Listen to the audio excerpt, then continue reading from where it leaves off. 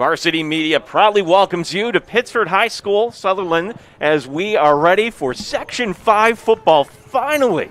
So glad you're with us here today.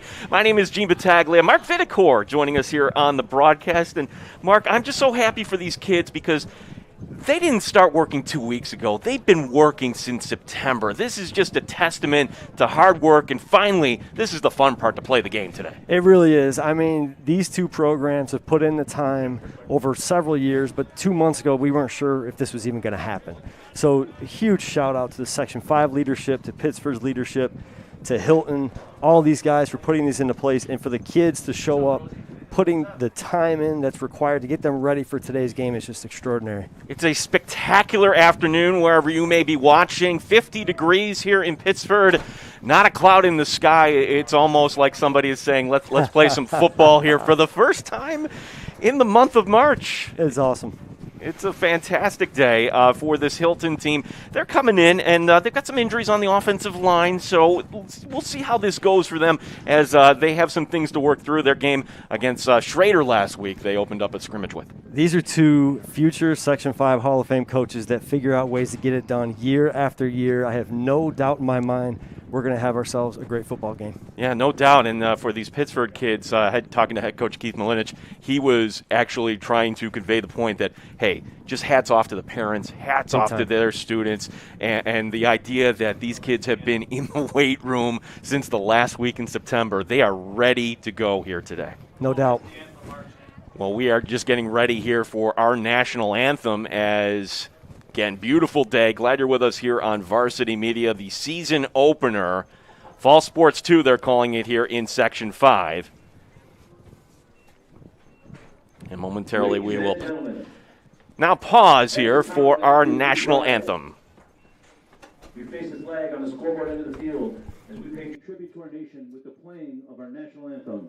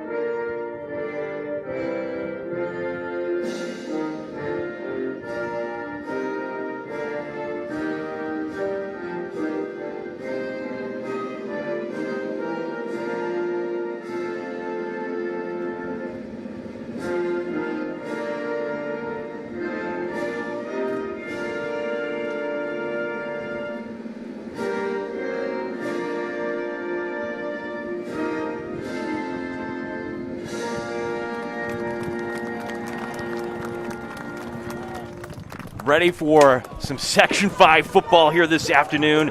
Varsity Media, as we talk about the keys of the game, Mark Vitacor. This is a Hilton program. Rich Lapani, decades here. No secret what he wants to do here today. And sometimes it sounds cliche, run and stop the run, but really the team that does that better today is probably going to end up winning this game. There's no doubt about it. I mean, going back to that national anthem, the emotion that you can feel is palpable on the field. We were there for warm-ups. You can feel it up here. The parents that are here, as limited as the numbers are, you can just feel an energy here. They're ready to play some football. They're ready to watch the game.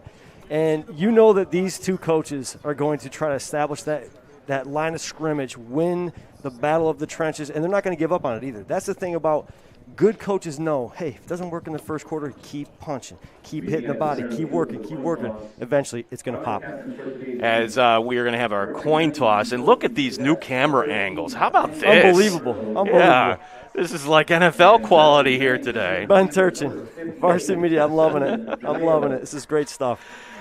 As your captains here, that's the quarterback, Landon Siliberto for Hilton. Stephen DeMeo, the lineman, the other side, and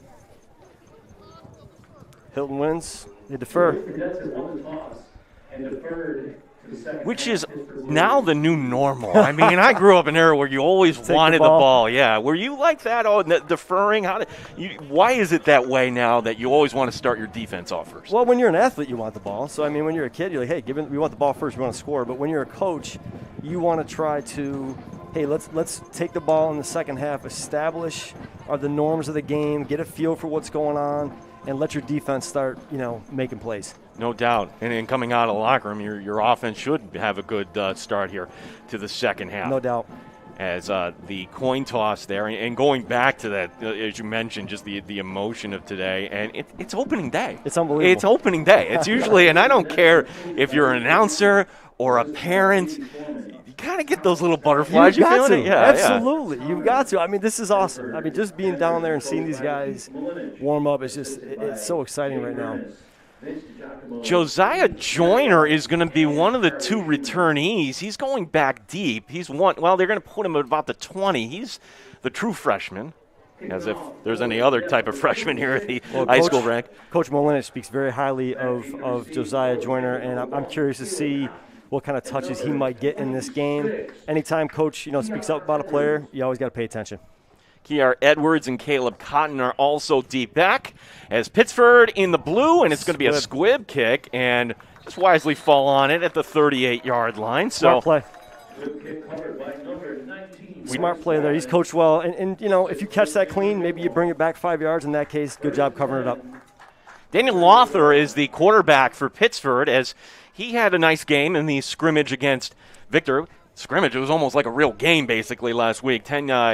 He had 10 carries, 80 yards, so a dual threat here, as you would expect, a guy who can throw the ball and also run the ball here for the Panthers. Yeah, I mean, we look for him to lead this offense, down the field. He had a great second half of that game against Victor. John Ambrosi, Andrew Bonatti, Stephen DeMeo, Mason Bennett, Evan Nesmith, your offensive line here. 1st and 10 from the 38. And we're underway as it'll be the end around. This going to Cotton. Cotton at the 40. Breaks the tackles, got the first down, and into Hilton territory. A big run on the end around for number 1, Caleb Cotton. Gotta love seeing that. They're testing the perimeter of the Hilton defense. They're in a 4-3-2 shell. The safeties were pretty tight to the line of scrimmage. Pittsford coming right out of the game, setting up a great run there. A gain of 15 into Hilton territory. Up tempo, baby. Here we go. Right back at it. As the quarterback, Lothar, will be out of the shotgun. 1 man in the backfield, 2 receivers. And a play action throws under pressure and off the fingertips of his intended receiver. It'll be 2nd down. Tell you what, that was actually a well-thrown ball, well-designed play. The defensive end came in untouched and unfortunately provided enough pressure to maybe take that ball a little bit off where he wanted to put it. Bryce Woolman, the intended receiver, not able to haul it in from the near hash. This will be 2nd and 10. Hilton running the 4-3 defense as here will be the handoff going inside in between the tackles and trying to plow his way ahead. That's number 44, Nathan Rohde. And it's a Pittsford team that we'll see a lot of different backs here, especially in the first game. Now it's 3rd and long. I mean, that's the first power run from Pittsford so far. They've run a perimeter play, a play action pass. Already some good variety coming from Jason Burness, the offensive coordinator for Pittsford. William Martins will line up on the far boundary here. This will be 3rd down and 7 at the Hilton 43. Lothar handing it off once again and then stepping up and making the tackle.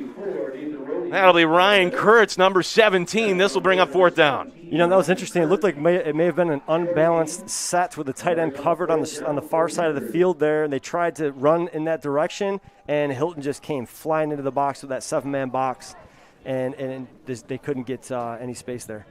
So we have lots of time on the play clock, and Keith Molinich is not going to gamble. It's early in the season. Let's make sure we get our defense with some good field position. And Hilton is actually bringing the returner up a little closer to the line of scrimmage, and indeed this will be a punt. It's a good punt. Now the question is it going to get the S? That is some good coverage. So Hilton pinned back at their own 12. As we take a look at the Hilton offense to start off, Landon Silabruto is the quarterback.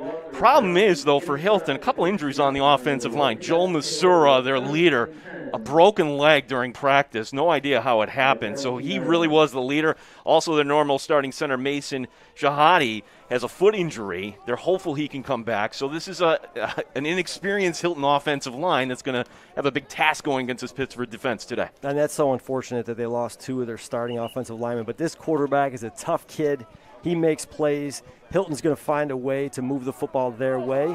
Without Tajay Hill. Tajay Hill has terrorized Section 5, Pittsford, Fairport, all the teams that have played him over the years. He is now not on the roster. He's now playing basketball at Niagara. How will Hilton keep the Pittsford defense off kilter?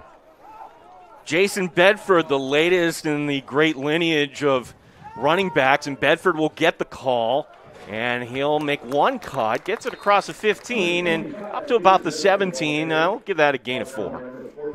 The linebackers at Pittsford get downhill in a hurry. They make plays. That was actually a pretty good power run to start the game for Hilton. You know, they're in a good situation here at 2nd and looks like 6. And, you know, look for Ryan Sampson. He's a big key to this defense, making plays from the middle linebacker spot.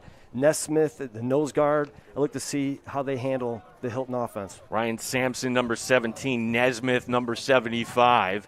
He's in the middle. Nesmith actually now putting both hands down. It's going to be 4 wide here, as here will be the end around. That's going to Dante Valiant. Valiant gets cut down. Small loss on the gain on the play. Spectacular play by that outside linebacker, because let me tell you right now, Dante Valiant, one of the fastest in the state of New York, ran an unofficial 6.33 55-meter dash on an indoor track run. We saw him last year explode for a long run against McQuaid. We know he has some speed, but the linebacker there from Pittsford stopped him in his tracks. Zach Kestenblatt, that Great linebacker, play. just reading it the whole way. And now an opportunity for Pittsford to get off the field here. It's 3rd down and 6. This is interesting. So they're out here in trips. Valiant soloed up on the far side. 3 receivers to the right, and the snap, that looked like it was going to be a false start, but nonetheless, they let the play go, and it's going to be a sack, and now Hilton will have to punt from their own end zone. Dangerous territory right here. Gene, this is dangerous. They are pinned. It's 4th and a mile. I look for Coach Molinish maybe to go for a block here. Well, punting, and I happen to know this young man punting. This is Nathan Battaglia. Full disclosure, this is my nephew. He is the starting goaltender for the Hilton soccer team. Never would have played football because of the concurrent sports. And here he is now going to have to punt from his own end zone. Woo-hoo! So welcome to Section 5 football, Nate. Let's see if Pittsford decides to show and drop, or they actually commit to the block. It looks like they're committed to it. They do. It's a good snap. He got it off. Yep, and it will be a good roll here. And all things considered, that's a coach's nightmare. Don't touch that. It's going to be marked out of bounds at the 47. So mark that a net of 31. Not bad, Nate. Hey, not bad. He did it. 8:06 to go here in the first. And what's been a field position game so far. And here's the play once again. And what do you instruct your kids? Just that's a fire call, right? Don't go anywhere near that. At that point, if you're not comfortable with a one hopper, if you can't get it on a one bounce comfortably, just let it go. But you should be able to field a punt on one. If you're going for a bounce that goes beyond one, you're on your own. And if you make that mistake, you might not return a punt again for me. 2 receivers, 1 to the right, 1 to the left as your quarterback once again, Daniel Lothar. That will work in Caleb Lewis maybe at some point today. Lothar with time, throwing deep, and way out of reach of his intended receivers. Closest to it was Jake LaRocca, number 12. Danny took a shot, and let me tell you right now, he's got some of the best footwork and mechanics you will see in the Northeast. He's a St. Lawrence commit. He spent a lot of time developing his craft, and that time the pressure got to him, but he hung in there and took that shot, 2nd and long. Isaiah Cotton now checking in, and he'll be in the slot to the left. Lining up behind the line of scrimmage. Out of the shotgun here on 2nd and 9. We're nearing the midway point here this first half. Cotton going into motion, takes the end around. He's going to cut it upfield, and a healthy gain across the 40 and down to the 38. That's a gain of 8 for Isaiah Cotton. I love that play call from Burness. Even the formation itself is it's unique to Pittsford. It's very difficult to frame up a 4-3 cover 2 shell against that particular formation. You have to make a decision. Is your defensive end going to stay wide to try to help on that play, or is he going to stay inside on the power? Caleb Cotton with the gain. It's going to be about 7, so we'll call this 3rd and 3. Very good down and distance as the handoff going in between the tackles and breaking a tackle and getting forward will be Nathan Rohde. First down for Pittsford. You know, it looked like maybe a counter power play. I'm going to see it on the replay. It looked like 2 guys may have pulled on that, and they hit it inside. Very good tackling from Hilton to actually prevent that from becoming a big chunk play. Second first down here for the Panthers this afternoon.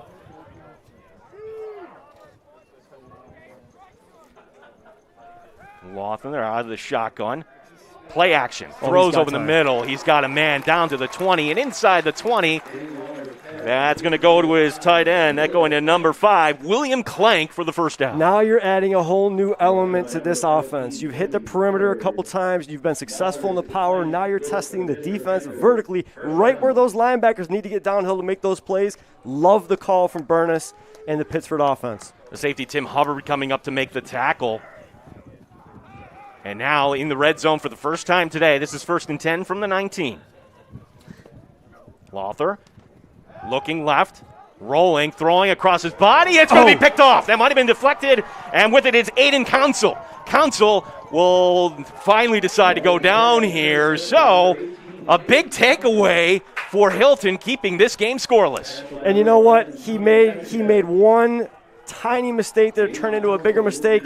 I'm sure Coach Malinich is going to be talking to about this. He could have just kind of taken that for maybe an 8-yard gain, 12-yard gain, maybe thrown it away. He wanted the touchdown. The only way to make that touchdown go is to put it high enough where only Clank could touch it. Instead, he tried to put it right on him.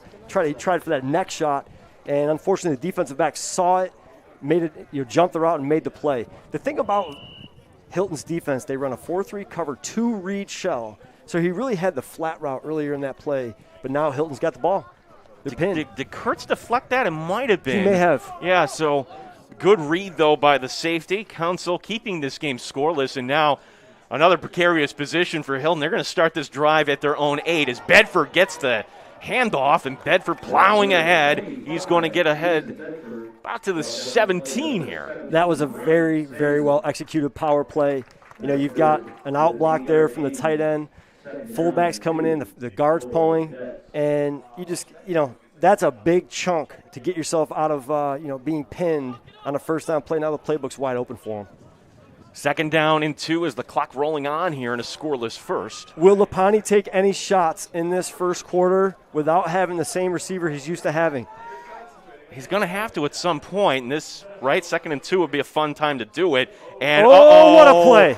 That is called a good defensive play there on the edge. Listen, that was spectacular. First of all, to the defensive coordinator's credit, Steve Marriott, Pittsford alum, Brockport alum, phenomenal defensive play when, as we talked about, that was a bootleg there, potentially a bootleg pass, could have been a run.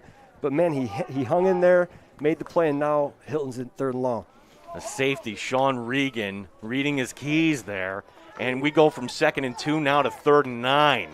That was a spectacular play. Let's see what the play call is here. Kurtz, the wide receiver, to the near side. Bedford out of the tail of the eye here is Hilton on 3rd and long. He's going vertical. And this is going to go up high and it's out of reach. It's got to be a no call. Yep. He's Dante Valian, the intended receiver. And Valian, I don't know if he thought he kind of cut it off there a little bit. So now another punt coming up here for the Cadets. I think Valian decided to play. He couldn't get a good look on the ball, so he decided to actually, to me, try to engage with that receiver and maybe get a call. Because the ball, nobody really made a great effort on the football itself. Tough to see from our angle. Either way, I think it's a good no call. And now, again, we're seeing Hilton pinned. Do you think Pittsburgh's going to go for this block again, or do you think they're going to show and drop? Well, Hilton may have to call a timeout here as the player late coming onto the field, but they do get it on here. 10 seconds remaining on the play clock as Battaglia standing in his own end zone once again. They're bringing it. Here they come. They're coming again. And gets it off. Yeah, gets this off, and it's going to be high, and it's going to take a Hilton roll all the way back into Pittsford territory. What a punt. And that's going to go all the way to the 40-yard line. So in a game of field position, Hilton's MVP so far in special teams, Nathan Battaglia, big Cleveland Browns fan, by the way. He's very happy of how the Browns finally got by the Steelers. Listen, the Browns had that game against the Chiefs. They did. They played very good football in that game. They had a tough call there in the red zone with that fumbled, that shot to the head that happened on the ball that was fumbled and turned into a touchback. But you got to love the way they played that game. Pittsford going back at it. So now the quarterback here making the interception last drive, Daniel Lothar.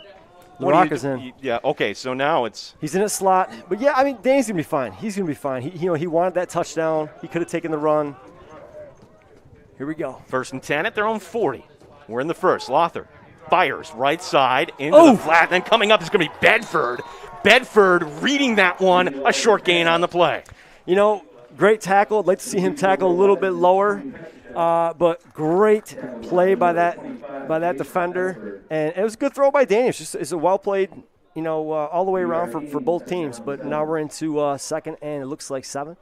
Yep. So they will mark it all the way between the 43 and the 44. The running back once again will be Rhodey. And it'll be another handoff and end around, and Hilton is there this time. Petrichik taking it, no gain on the play. Petrichik's brother is one of the better football players I've seen come out of Pittsford, Jared Petrichik, who I believe is at Colgate right now playing at safety. And what a phenomenal athlete he is. So it's good to see another Petrichik coming up and playing ball. It's great to see the family names I year love after it. Third year. and long, Yeah, baby. Like, Let's see what Burness dials up. Wow, so this is a slugfest so far. 3rd and 8 at their own 43. Man going into motion. That'll be caught in the play action. Lothar fires. He had a man, but just too much out of reach as the punting situation coming up. As that was Jake LaRocca once again, the intended receiver. Scheme-wise, it's tough. You got number 16 here, this Carter Clark. He is a man-child. Look at him out there. He's one of the biggest players on the field. He's playing tight end and defensive end, and he just came in there untouched. So what they're hoping for is that maybe he freezes for a minute and went on that play action, but he's not. He's just continuously applying pressure to Danny Lothar, and as a result, Danny can't get into rhythm and throw that ball, transferring his weight to that front foot. He had to throw that off his back foot for the most part because the pressure applied by Clark. The flag on the play was a sideline warning against Pittsford, so they'll pick that up. And hey, I'm happy that usually game one you see false starts, you see some of those sloppy plays. These kids are playing really well here today. This has been good football. This is exactly what we expected, a slugfest. Got body shots in a boxing match, and at some point, someone's going to have to pop a big play or grind out a longer drive. South Trojan downing that punt, so Hilton, far and away their best field position here today. They will take this at their own 39 to start their 3rd drive of the afternoon. No score here in the first. Special teams matters, and at this point, it's been a field position battle. The punters are a big part of the game. The coverage and punt is a big part of the game. One of the things I noticed on Hilton's last punt to Pittsford prior, we had Carter Clark hustling. He was the first guy down the field. He's one of the biggest guys in the field. And he's the first guy down there, covering the punt. For a college coach watching that, it's exceptional. On the far side will be Valiant splitting out here. I formation, Bedford once again onto the tail of that I as Siliberto will hand off. Bedford between the tackles, gets it across the 40 and up to the 43 for a gain of 4. It's a positive play. If you can find a way to chunk off 4 yards against this Pittsford defense, it's a sign of some level of success for the Hilton Cadets. We'll look to see if they can find a way to complete a pass or do something to loosen them up a little bit more and maybe get those linebackers backed off. Ryan Kurtz, number 17, will check in here. And now it'll be to the near boundary Valiant. Boy, this matchup down here, Valiant versus Cotton. It'll be another handoff going to Bedford. Bedford breaks one tackle, keeping those legs moving and pending the spot. This is very close to a first down. If they go to where his D was down and where the ball was, it should be a little bit short. But it looks like they're going to give it to him. Back to Caleb Cotton and Valiant. 2 fast, ball players that one of these guys got to make a play in this game. And so far, Cotton ripped off the first big run of the game to start for Pittsford. Valiant, at this point here, really hasn't been a part of the offense just yet, other than that one long throw. Well, this is good for Hilton. They get a first down, keeping things moving, and now they're at the edge of crossing into Pittsford territory for the first time today. Yep. This scoreless game as Bedford remains your running back out of the tail of the eye. And it'll be in the end around. There's Valiant. He's going to cut it up. He does just enough there to get the first down. You just the discipline of Marriott's defense at Pittsford is just they're ready for it. They're ready for it. You know, they are disciplined. They're ready for those plays. That was not a typical play coming from Coach Lapani. He will run a reverse here and there, but they sat on that and they were playing their position. Second down and 8 coming up. And the ball at the Pittsford 49, 129 remaining. Second long, interesting play call coming up here.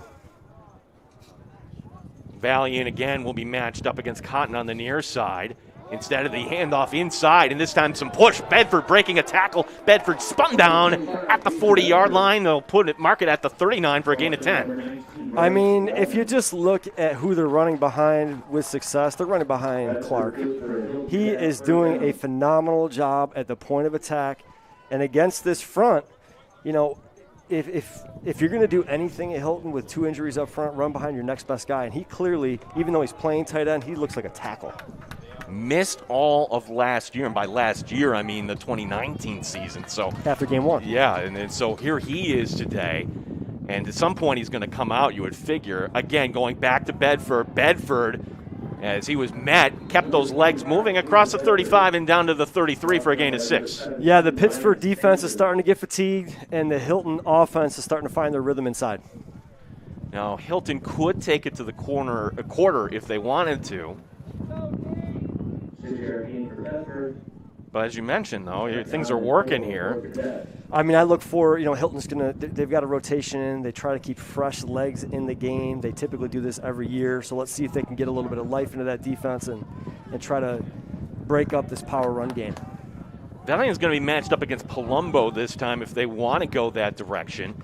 It'll be the handoff to Bedford once again, trying to get it around the left side, and he will be short of the first down, as this will take us to the end of the first quarter. So glad you're with us here today on Varsity Media. No score between Pittsford and Hilton. This has been awesome, man. I tell you right now, one of the things. Varsity Media is the tri-state area's leader in sports media production. We specialize in live streaming. Cuts inside. Touchdown, Red Devils. Rousing coach Greg Murphy. There's you. What a move! And the foul.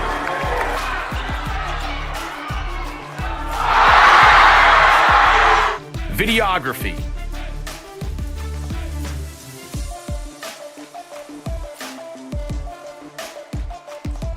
And photography. Covering all sports at all levels.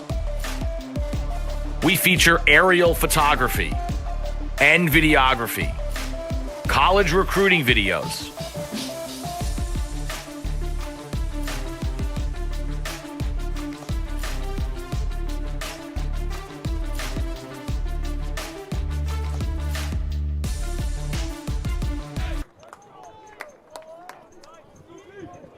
Thanks for joining us here today on Varsity Media. Gene Battaglia, Mark Vidicor, Joel Balthaser, our director here today. Yeah, Joel, doing a great job, man. I'm glad you're here because, when Joel slows down things when we got to put on. No, this is great, guys. I appreciate it. This is fun.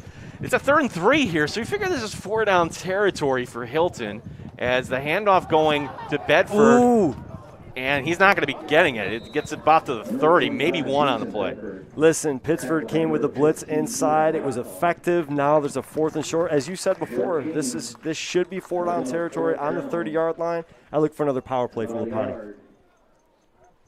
The thing I'm looking for right now is anybody got their hands on their hips, either side of the football. Is anybody looking fatigued? Is anybody, really looking like they're not ready for all of a sudden a season being thrown onto you right. A couple months in? How conditioned are these guys, Hilton and Pittsford? In my opinion, if there was anybody that was more conditioned than the other, these two teams should be ready to roll. Their coaches are always working. They're blue-collar guys.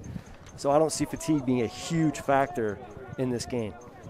No surprise that Hilton's going to come out in the I formation. 2 tight ends here on 4th and 1. What's a hard count? Nope. The handoff going to Bedford. Bedford breaks the tackle, keeps the legs moving, and the official on the near side is going to give it to him. You know, his frame is a little more slight than your typical Hilton back. It's a little hard to get a clean shot on him. And you can see he kind of snuck through.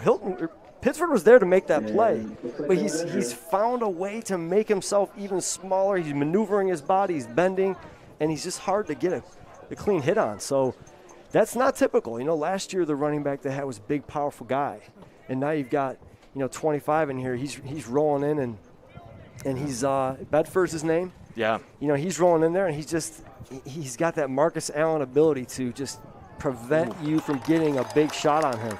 Is that a first down or not? Wow. No. Wow. By a link on the chain there. It will be Pittsford ball. I thought they had it. My apologies. They do not. And credit the Pittsford defense as they come up here big. Marriott dialed up a blitz right up on the inside. Coach Malin's got to love that play by the defense. And when you see something like that in a game like this when it's 0-0, could be a momentum shift. So now the ball will be at the 29-yard line. Let's see if Pittsford can get something going here. And Jesse Josiah Joyner, the son of Felix Joyner. You remember him from a lot of stops, including the old Rochester Raider indoor football They're in their team. power set. As the quarterback, once again, will be Lothar. And he'll he's hand got off to Joyner. And Joyner gets upended and slow Valiant to get got up. hurt. It's going to be Dante Valiant. Okay, Valiant saved a touchdown. And that was a power to the strong side. The running back, here's the first thing I noticed about that play. He's a young running back who's running power left. And as he got to level 2, he had the vision to cut back to the weak side. And if not for Valiant being there, that corner to make that play, that might be a touchdown. Valiant, good that he gets up here and he's going to walk off. And now a flag coming down. What's the flag here for? You know, I'm not sure. It could be something with the head. I'm not positive. Unsportsmanlike conduct coming back against Hilton. It could have been some frustration there. Maybe Valiant when he went down. I don't know what happened there. No. I didn't see it. I didn't see anybody Who knows? talking to anybody. Could have been language. It could have been anything. Could have been. That's a big penalty, though. Mark, you, for folks who don't know, you were the head coach at Fairpoint. Do you get an explanation on things like that? Always. Always. Okay. Always. No, I mean, the officials here do a great job of explaining what happened. In this case, it just wasn't, aware and prominent for us. 1st and 10 now as the Panthers have the ball back into Cadet territory. It'll be Joyner once again getting the call, and this time he's going to be bottled up after about a gain of 3. Those safeties from Hilton in a 2-shell are literally linebackers the way they're lined up. They're 7 yards off the ball, almost 6 by the time the ball is snapped. The thing that I look for from Coach Burness, that I'm looking for at some point here in this game, as they continue to creep up, you've got to continue to test the middle of the field with Clank, whether it's play action, whether it's a corner route, whatever it is, you've got to loosen up those safeties. I mean, look how tight up they are. Yeah, this is what do they say? 10 men in the box. That's right. Basically, is the play action. Here you go, right on cue is the throw. The Clank behind him. Clank would have been open at the 40-yard line, but the incompletion now will bring up 3rd and There's 7. a flag down. Here's the thing. Clark, again, in the backfield, presenting pressure to Danny Lothar. No matter how good you are as a quarterback, when you have a big man like that running into your face, you're just not going to be able to step into your throws. It's like a hold maybe. Yep, it's going to go against Pittsford. And so head coach Rich Lapani, always in shorts, coach, over there on the far sideline. He's a pacer. He paces those sidelines just like my dad. All the way back to the 40-yard line. So they've got to get it to the Hilton 39. So I can do the quick math here. This is going to be 2nd and 21. Empty set here. Yep, Yeah, 4 I like receivers. The bubble I screen love going this to play call. I Cotton. love that play call. Cotton getting it up to the 49-yard line. So about a gain of 10 on that. You don't have to get it all on one down. Gene, they're in a quad set. They've got 4 receivers to one side. They take what the defense gives them. It's an exceptional play call given the circumstances. I would have liked to have seen a little bit better stock block on the outside there. He might have sprung it for a bigger gain. It's going to be 3rd and 11. So they get back the penalty yardage. And we're going to have a whistle. Yeah. Did he get down? Yeah. And so Dante Valiant is going to come over to the sideline here on this play, the corner. Remember, he got shaken up there on a few plays ago. So Yeah, Coach Lapani is right now taking the paces on the sideline. Something is frustrating him. Not sure what it is. I'm sure they'll get through it, but we're 3rd and long here. So now, do they want to test the backup corner, number 89, Scott McDonald? We'll see if they go after him here on 3rd and 11. Cotton going into motion. Lothar, and we're going to have some pre-snap movement going against the Panthers. Interesting, when you see that 4-3-2 shell, they rotate it down when you get that jet sweep motion, essentially into a 4-4 cover 3 is what they typically do. And Pittsford's done a good job exploiting that. They know what's coming. They know the adjustments to motion. I'm curious to see if Pittsford can find a way to handle it vertically and adjust to Hilton's role there. Now they're going to line up starting in trips. They should know and understand the coverage here. 3rd and 16. The snap. Lothar under pressure, rolling to his left. He's going to have to take off here. He knows he's beyond the line of scrimmage and does what he can. We could hear the Hilton coaches here saying they wanted a timeout. Maybe that came across our microphone. They didn't get it in, but this will bring up 4th down. To be honest, Gene, I mean, when you look back at the interception that was thrown earlier in the game, that's exactly what Danny could have done at that point that he did very well right here. And the thing I like about it is he kept the football in a position that looked like he was a throwing threat when he had no interest in throwing that football when he committed to the run. But you know what it did? It froze the defensive back enough to get him some more yards. So Lothar is also the punter here. He does a little bit of everything for this Pittsford team. And no returner. No, they're gonna go after him, which can't fault that. Or I'd like to see a returner go back, but I'm a little surprised no one's going to go back and catch this ball. Lothar. Well, maybe that's why. Yeah, it's going to be a high punt and very short. And a fire call here. Everybody Wow. getting away from this, and it's going to be down inside the 30-yard line. Call it at the 27, basically a 20-yard punt. You know, Hilton made a wise decision there. You know, at first I thought, why not put a guy back? But they must have had the scout that's Danny's punt. And at this point, again, the field position is still a huge, huge part of this game. Well, now we got to keep an eye on Valiant, who plays both ways. Yep. And he got shaken up the last series, and I do not see him out there. So the thing that concerns me about the hit that he put on the running back from Pittsford is that his head looked like it may have hit the knee of the ball carrier. And when you get that, you got to evaluate for potential concussion. You know, it's hard to say exactly where he hit it, but he went pretty low. Sometimes your head gets caught by a leg. Oof. It never feels good. And sometimes those symptoms take a little bit. Hopefully he's getting evaluation. As Siliberto, he's looking back at the sideline here for the call as Bedford once again to tail the eye. And, well, that's what they're waiting for. They need an extra player coming on out. And because of that, the play clock was at 1. And we have a timeout here. We'll keep it right here. 8:37 remaining in the second. And I got to say, this has been a lot of fun. No points on the board here, but you love this sort of game. I mean, these are two experts. I mean, both of these teams know how to win football games.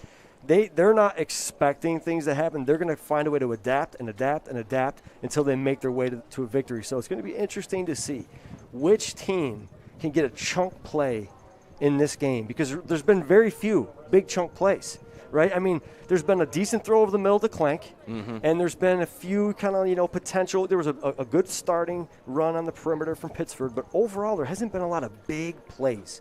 La Rocca he might be one to break one as well. So at some point you figure they're going to bust one here. But you got to give some credit here to the Hilton defense here. Yeah, both defenses are playing, great football.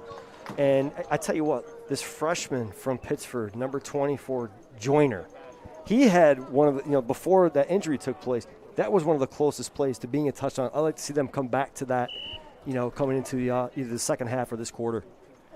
So after the timeout, Hilton has 2 remaining, and it'll be Bedford once again. And Great Bedford is going to be hit in the backfield. He does just enough to get back to the line of scrimmage. That's Will Clank getting in there. It looked like, was it Sampson? Listen, Ryan Sampson last week against Victor played his tail off. He played one of the best preseason games, if you will, around the area. He's not the tallest linebacker in the game, but you want to talk about a guy who has the nose for the football, puts his time into the weight room, it's number 17. Number 17. Number 75 on the defense, too, talking to Keith Malinich, Evan Nesmith. He's now at 6'4", 310. He came back over the summer. He was like, oh, my gosh. He's a big man. Quarantine made him grow. That was the quote from Coach. A little play-action flood here. Yeah, he's looking back. And then he came back to the football. Well done by Hilton, because that should have been picked off by number 3 from Pittsford. Palumbo had that, and it's Carter Clark, the tight end, knocking that down. And that's a great save there. Yeah, that ball was intercepted all the way, and Clark came back, used his long reach, and batted it down. I mean, he made an effort to make the catch, but, credit to – I like Silapani doing this. You've got to try to loosen up the defense on both sides of the football to get a chunk play here in this football game. So Nesmith will come off here as Pittsford rotating in different linemen on 3rd down and 9. How can you not be excited that football is being played right now in Pittsford Sutherland? What an awesome day this is. It's amazing. No question. DeMeo will be the nose tackle here, and it looks like Pittsford will blitz. They're going to send 4. Screen play to Bedford. Set up, too. Bedford got the first down across the 40, and what a play call up to the 47, a gain of 20 for the Cadets. That's just not a typical play from Rich Lapani. I love him reaching into the playbook and throwing a screen like that, executing it to almost perfection. The quarterback pulled the defensive line in, gave him enough space. The offensive line set the alley. That was beautiful. That's a teachable moment, right, when you're a coach. When you're a defensive lineman rushing in like that, like, uh-oh, wait a second. It's so hard to teach that. Yeah. Especially against Lapani, because he doesn't run it very much. So that was a great play call for one of the first chunk plays for Hilton. Now, Bedford's going to be lined up in the slot here. 1st and 10 at the 46. And the keeper, and that's not going to be much, maybe 1 on the play. Siliberto for 1. Coach Molinich there and Coach Marriott, they dialed up. They had enough of that. They dialed up an all-out blitz on that play, and they tried the QB power, and there was just nothing there for them. Kurtz will check in here as, again, Dante Valiant is not in on this series. Coming back in will be Evan Nesmith, the defensive lineman, will play the nose position. I'm watching here for it's 2nd and long. Let's see what kind of play call we get from Lapani. Looks like they're going to be into, wow, this is an interesting set. This is more of a double wing style set. Let's see what we get. Yeah, interesting here as Bedford, one of those 2 players. Oh, that's going to be illegal motion. That should be a flag. They didn't call it. They missed it. That should be. As Bedford is tripped up at the 40-yard line. Explain why that should have been a penalty. Because there were 2 players in motion before the ball was snapped. That ball should have been blown dead before it ever started. I get it. It's the first week. It's not a criticism of anybody, but sometimes that happens when 2 guys go in motion like that. Yep, as right before that, and it's not a play you typically see, but that's not an excuse. Well, going back to just the play itself, double wing sweep is tough to stop. You got a guy coming in motion at the last possible second. He gets to the perimeter against a 3-3-5, and it worked out. Another big play for Hilton. At the 39-yard line, 1st and 10. Siliberto under center, and he'll hand off to Bedford, and Bedford will lean forward, and they will mark him down to about the 36, gain of 3. Pittsford's going to tighten down here. That's a good play on 1st down. So far, I don't believe Hilton's made it past the 30 in this game. Elijah Rockoff with the tackle. No, they got down to about the 30 in that 4th and inches play that they got stopped. They got stopped on that measurement. Andrew Benani now rotating in on the defensive line here. 5:45 remaining here. And for Hilton, this has been about as well as they could have hoped for. It really is. 2nd and long. Siliberto, and he's going to be tackled. Bedford gets swallowed up, no gain.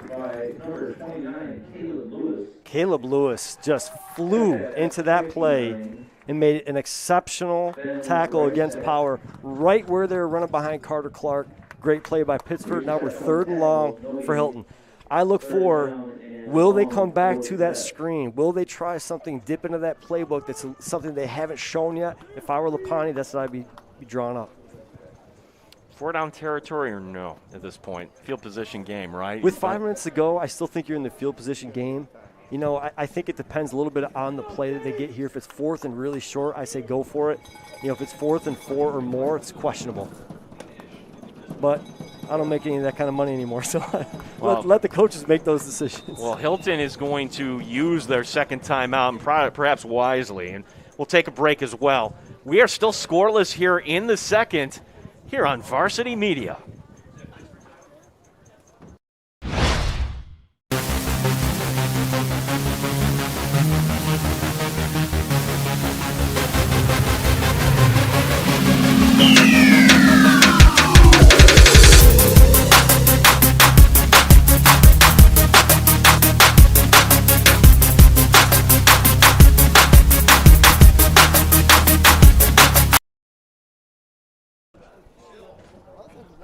Hilton taking their second time out here, and they're facing a 3rd down and 8 with 4:42 remaining. And taking a look on the far sideline, Dante Valley looking like he's trying to stretch out there. So, Yeah, it might be his back. He was trying to stretch his back out, it looked like. So hopefully he gets a chance to get back in the football game. You know, I'm curious to see what we get from Coach Lapani here. Again, this is the time when you want to dip into your playbook and try something a little bit different here on 3rd and long, 4:42 to go in the first half. on the near boundary, that'll be number 15, Timothy Hubbard. And again, the same formation there with Bedford, one of the 2 running backs. Bedford Counter. will loop out. Now the handoff going inside, and they are going to be short. You know, that's a 2-play series. They ran sweep before. Now they ran counter off of it. Good play design from Lapani. But now we're at 4th, and you're right at that threshold of I think you can go for it here.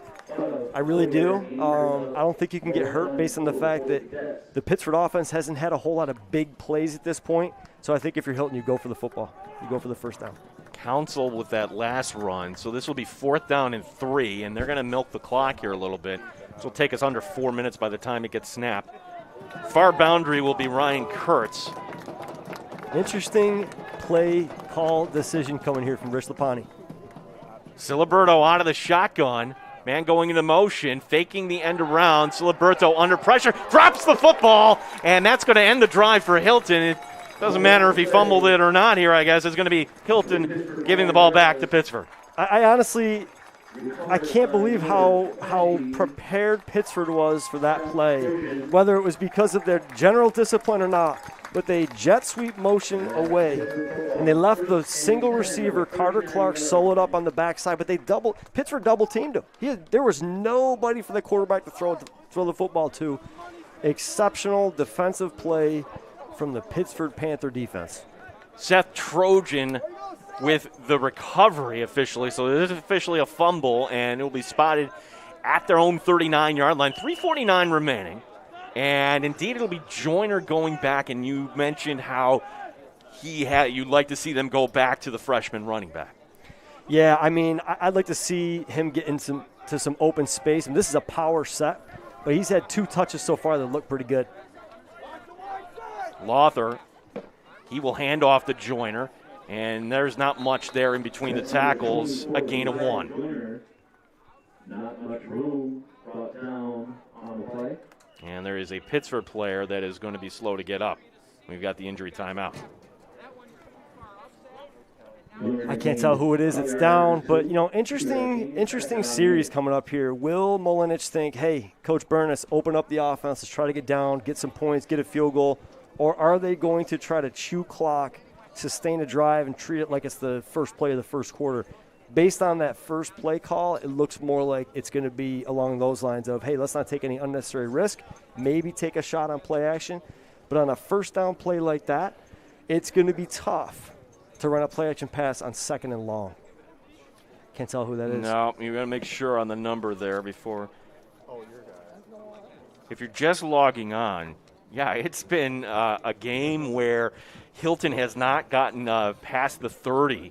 But the Hilton defense has done great. The Pittsford defense, they've done great. If you love defensive football, this is your game here today. I mean, Hilton had 2 significant plays there in that last drive, the sweep from that double wing set and that screen pass that really were the first 2 big plays for the Hilton offense that threatened the Pittsford defense. But Pittsford, again, dialed up some more aggressive play on the inside, and they held them in check. Now, on the defensive side, Hilton has prevented Pittsford from doing much of anything here in the second quarter. You go back to early on in the game, Pittsford was knocking on the door to throw, get a touchdown there early in the game. Hilton had the interception, And for the most part, the play has been right here in the middle of the field. It's going to be Aiden Kelly, and great to see that he's going to be able to walk off here. Yeah, I mean, this is a classic football development school here in Pittsford. He's one of the next fullbacks of Pittsford. Of course, Coach Malinich and his 3 sons, all, all playing, fullback both at the high school and at the college level at UB. Fantastic. 2nd down and 8. And here will be the screen to the near side, and then finding this is going to be Palumbo. Palumbo picking his way. The ball comes out, and Pittsburgh's going to get it back. I tell you what, another great play call. It's basically it's a run play, right? It's a quick pass. Lothar delivered a beautiful throw to the outside. Everyone thinks that's an easy throw. It's still not an easy throw. Look at the slot of his arm, how low he has to get his arm to get, because he had a low snap. He's got to get that ball out now. He's got Carter Clark in his face, and he put it right on him. I'd like to see that receiver tuck that ball up a little bit higher into his chest. You know what I like about that play, too? Jake LaRocca basically kind of making sure that Bedford, the corner, couldn't make the play. Yep. Under pressure and getting out of it be Lothar. Run out of bounds. 30, and he scoots out of bounds. So what could have been a sack of the elusive Daniel Lothar with the first down. He's showing some veteran leadership. He showed some poise there. I thought the protection in the pocket was better from Pittsford. Just to me, Danny's made 2 good decisions now. You could tell he's looking over the middle of the field. He took what the defense gave him. With 3 minutes to go, there is no rush here. That'll be a gain of 19. And so they will stop the clock with 3:02 remaining here in this first half. They'll give it 20, actually, as it'll go down to about the 27. Lothar out of the shotgun, handing it off, and this will go ahead as Rhodey getting the call down to about the 26. A quick play there. Again, with 2:50 to go, they still have time. There's no rush here. I don't mind the play call. Now let's see if they dial up maybe a bubble screen or something quick to the perimeter. Patrick will be the receiver to the near side. 2 receivers left here on 2nd and long. Rhodey remains the running back. Lothar looking. Now under pressure, he's going to take off again. The pump fake and another pump fake, and he's going to scoot out of bounds. Another first down. Out of bounds. First down for Pittsburgh. Gene, this is the first time I've seen Carter Clark get fatigued. So Carter Clark has provided tremendous amount of pressure, consistent pressure. But right now on this drive, he's been held in check, and that's been the difference in this drive. You see guys with hands on their hips all over the Hilton defensive line. This could be the difference between a touchdown and a stop for Hilton. Second trip inside the red zone here today for the Panthers. This is 1st and 10 from the Hilton 17. Lothar taking the snap, looking left. Now he's going to throw over the middle, looking for Clank, and he just out of reach there. In coverage was number 14, Timothy Hubbard, but Clank can't pull it down. Really that was just Lothar's back shoulder stayed a little low there, and his release point was low. And when it's release point's low, you end up you're not release point. When your starting point's low and your back shoulder's down like that, the ball can sail on you when you go to throw it. So that was just a one that got away from him. 2nd and 10. Rhodey is the running back. The snap, and it's going to be the end around going to Cotton. And Caleb Cotton will get across the 15 and down to about the 13, a gain of 4. Is this going to bring us under 2 minutes remaining here in the first half? Gene, this is another intriguing play call opportunity here with 2 minutes to go. It is 3rd and 6, plus. What do you like here? You could take 2 plays here, basically. I like the run here, basically. Yeah, we haven't seen anybody's field goal units come out yet, so I'm curious if they have a guy who can kick it from here. Rhodey remains the running back, 3rd and 6. Man going into motion, and we get a whistle. Oh, boy. Unfortunate. Yeah, for Pittsford, you go from 3rd to 6 now to 3rd and 11. Yeah, that's an unfortunate play on and probably one of the more critical points in the game. They can still recover from it. I look for Pittsford maybe coming back to one of those quick screens on the perimeter, maybe that quad look that they had, and maybe try to get the ball into Caleb Cotton's hand on the outside. 3rd and 11 as Rhodey will remain the running back. This is Palumbo, the wide receiver, and they're not sure where to line up, and Pittsford will call the timeout. So face the 3rd and 11 and not sure Better to be safe here. Pittsford had all 3 timeouts remaining. They used 1. You know, this is another opportunity for Pittsford to do a couple things here. I mean, in this case, you can get 6-7 yards, maybe center the ball a little bit and set up for a field goal, or you can take a shot at the end zone if you want, depending upon your kicker's strength. Can he kick a field goal from here, from the left hash? You know, I don't know. We didn't really pay a lot of attention, in my opinion, to, you know, how experienced is this kicker, how confident is Coach Malinovich in their ability to kick one from here, because you got to come away with some points if you can do it, you know, before the end of this half. Ryan Burns is listed as the place kicker. They also have Noel Guerra. So one of the two can perhaps come on here.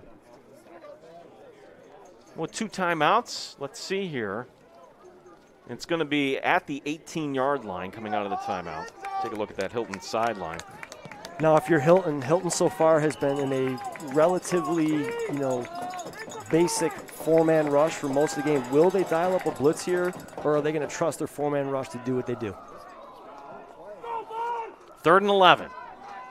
Rhodey is your running back. Daniel Lothar, the quarterback. Lothar in the pocket. Here comes the blitz. Lothar sidesteps one, throws it. It's going to be caught by Clank. Clank inside the 10. That's good enough for a Pittsford first down. What a play call. I mean, they've got Clank lined up on the outside, normally playing tight end. He's running what looked like to me by the end of the play a dig route. It's hard for me to tell when it was live. It looked like a short, shallow dig. And Lothar just resets his feet and delivers a beauty. Yeah, that was exceptional. Stepping up in the pocket. All right, so 1st and goal. Our first goal-to-goal situation of the afternoon coming late here in the first. As the handoff. And it's going to be the keeper by Lothar, and that's not going to be much. Now you see Pittsford has the 2 timeouts. Will they use one? Yes, they will use one, stopping the clock with 43 seconds remaining. I like the play call there. They've run a whole lot of jet sweep action, a lot of perimeter plays. At that point, you know, if the fake was a little bit more, you know, urgent, maybe that would have popped and maybe pulled that linebacker out so he could take it. But again, with those safeties pinned so close to the line of scrimmage, even if you get a linebacker to chase that jet sweep, you still got a safety to deal with that can fill that spot. So, you know, maybe Burness dials up something similar to that with a play-action pass. That was, you know, one of the bigger plays that hit over the middle, I believe, earlier in the game was a jet sweep action. He pulled the ball and hit Clank over the middle. However, I believe that was also the same play through the interception on it, so he might be a little leery on coming back to it. This gives Hilton a chance to catch their breath, too, here. Yeah, you know, if you're the defensive coordinator from Hilton right now, you're just saying to your guys, hey, just play the game. You know what you're doing. Be ready for anything. Reverse, screen, you know, any kind of trick plays that could come out from Pittsford. They would come out on this down or coming up here soon. But as I see, they're in the hammer with Coach Malinovich. Wow. He said, no, we're pounding it here. Look, Clank is a tight end. Look at this. And the handoff will go to Joyner. Joyner going ahead, and they didn't get it. They'll mark him down at the 1. As they spot the ball, 3rd and goal, and they're not going to call the timeout here. Gene, I like a bootleg here, and I like a throw to Clank in the flat of the end zone. Again, it'll be Joyner on the tail of this eye, and Joyner gets the call. Joyner into the end zone. Did he get in, or did he get down? No, they're not going to mark him in. They're going to say he was down before.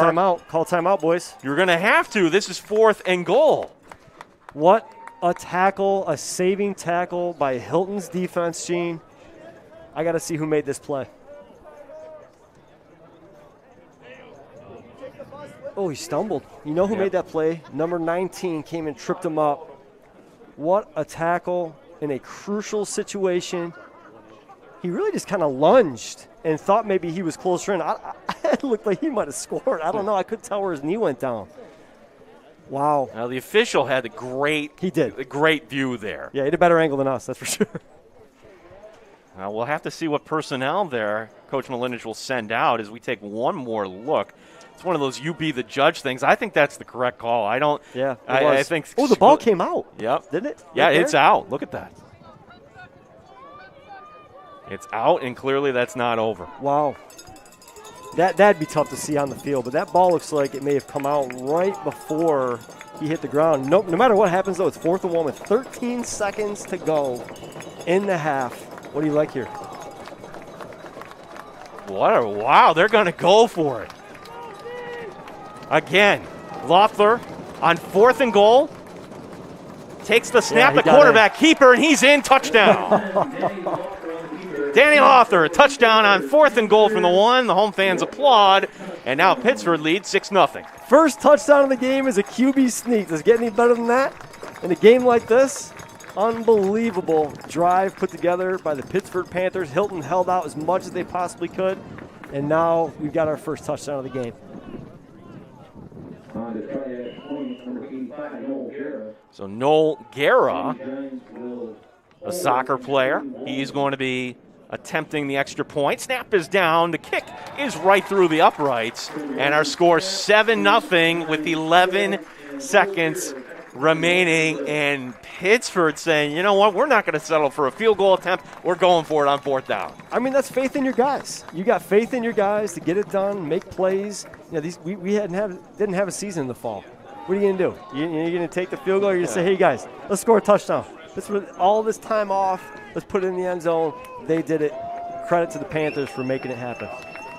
And if you're Hilton, remember, they won the coin toss. They will get the ball here to begin the second half. So only a one-score game. Yeah, and Hilton's last drive was exceptional. I mean, they've been stymied kind of right in that 30 to 40-yard line area a couple of times in the Pittsford's territory. But they had 2 very good plays in that sweep and that screen. I look to see Hilton open up their offense a little bit more coming into the second half. 11 seconds remaining, and let's see if they squib it here. Just play this safe. Bedford is one of the 2 returnees deep back here. Guerra here to boot this off. Deep receive, Aiden Council and Jason Bedford.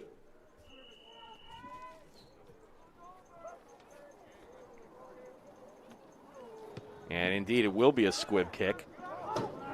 And Hilton will just kind of go down on it and ball at the 25. If you take a knee here, and then it'll bring us to the end of the half. Yeah, I don't predict Rich is gonna run a play here. I think he's just gonna take a knee and take the ball in the second half and run with 9.7 seconds with the kind of offense that they're running.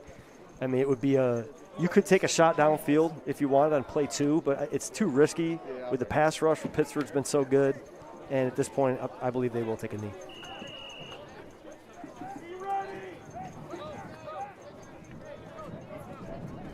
And then by all indications here, Bedford will be out of the eye. Siliberto will take the knee, and that takes us to the end of the first half as Hilton will come out. Mark, I got to say, hats off to these kids here. This looks like they've been playing here for months and months here. This has been a fine football game so far. I mean, it's vintage Pittsford Hilton. You would think that they've been playing football all along, and they hadn't missed a beat. These guys have been playing, these athletes have been playing since they were kids. These coaches have been coaching for 20-plus years, so huge, huge credit to these 2 communities, all the support staff, the school leaders, anybody that helped make this happen. Huge just thank you and gratitude goes out to them, because now you're watching these 2 teams lay it out on the line as if it's a Section 5 championship. It's just so fun to watch. We will take a break here, and we'll come back with about 2 minutes remaining before halftime. So glad you're with us here today. Our score at the half, Pittsford leading Hilton 7-0 here on opening day of the Section 5 football season on Varsity Media.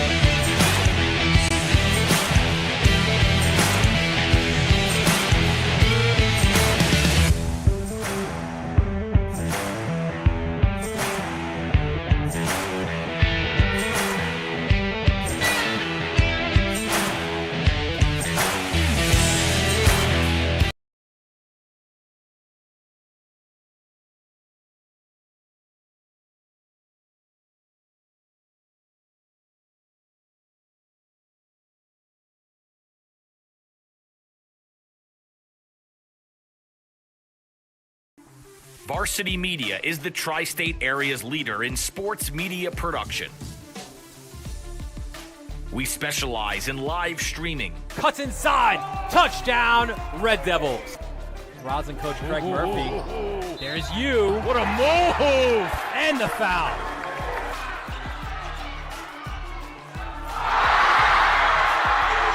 Videography,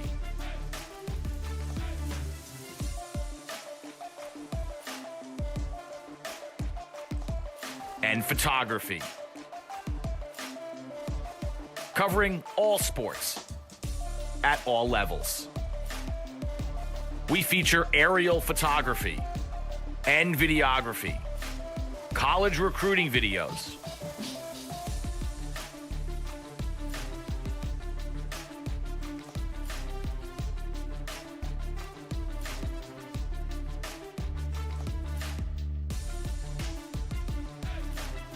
live streaming of games, Patience offensively against this excellent defense. Now the shot's fired. How about that? Right into the top of the cage off the stick. Be second down and 3. Handoff this time right up the middle. And B.J. Clark is gone for the touchdown. school events, graduations. Varsity Media is available to cover a game, a tournament, a season, or any special event. Talk to us a little bit about what went through your mind, how you prepared for that to run such a fast speed.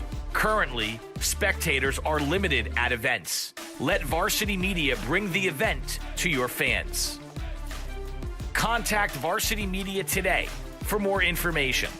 Online at varsitymedia.net or by phone at 866-577-1950.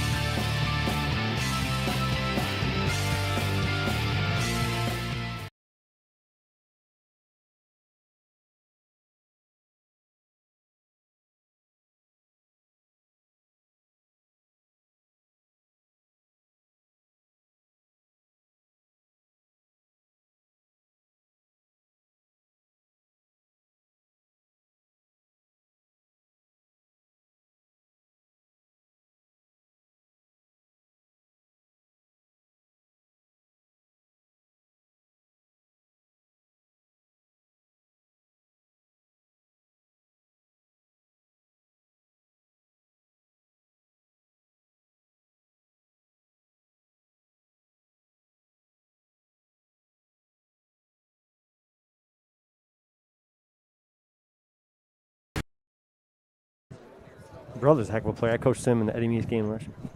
Hey, welcome back here. I love this view here when you come to Pittsford Sutherland High School. Yeah, it's awesome. What a great game so far, Gene.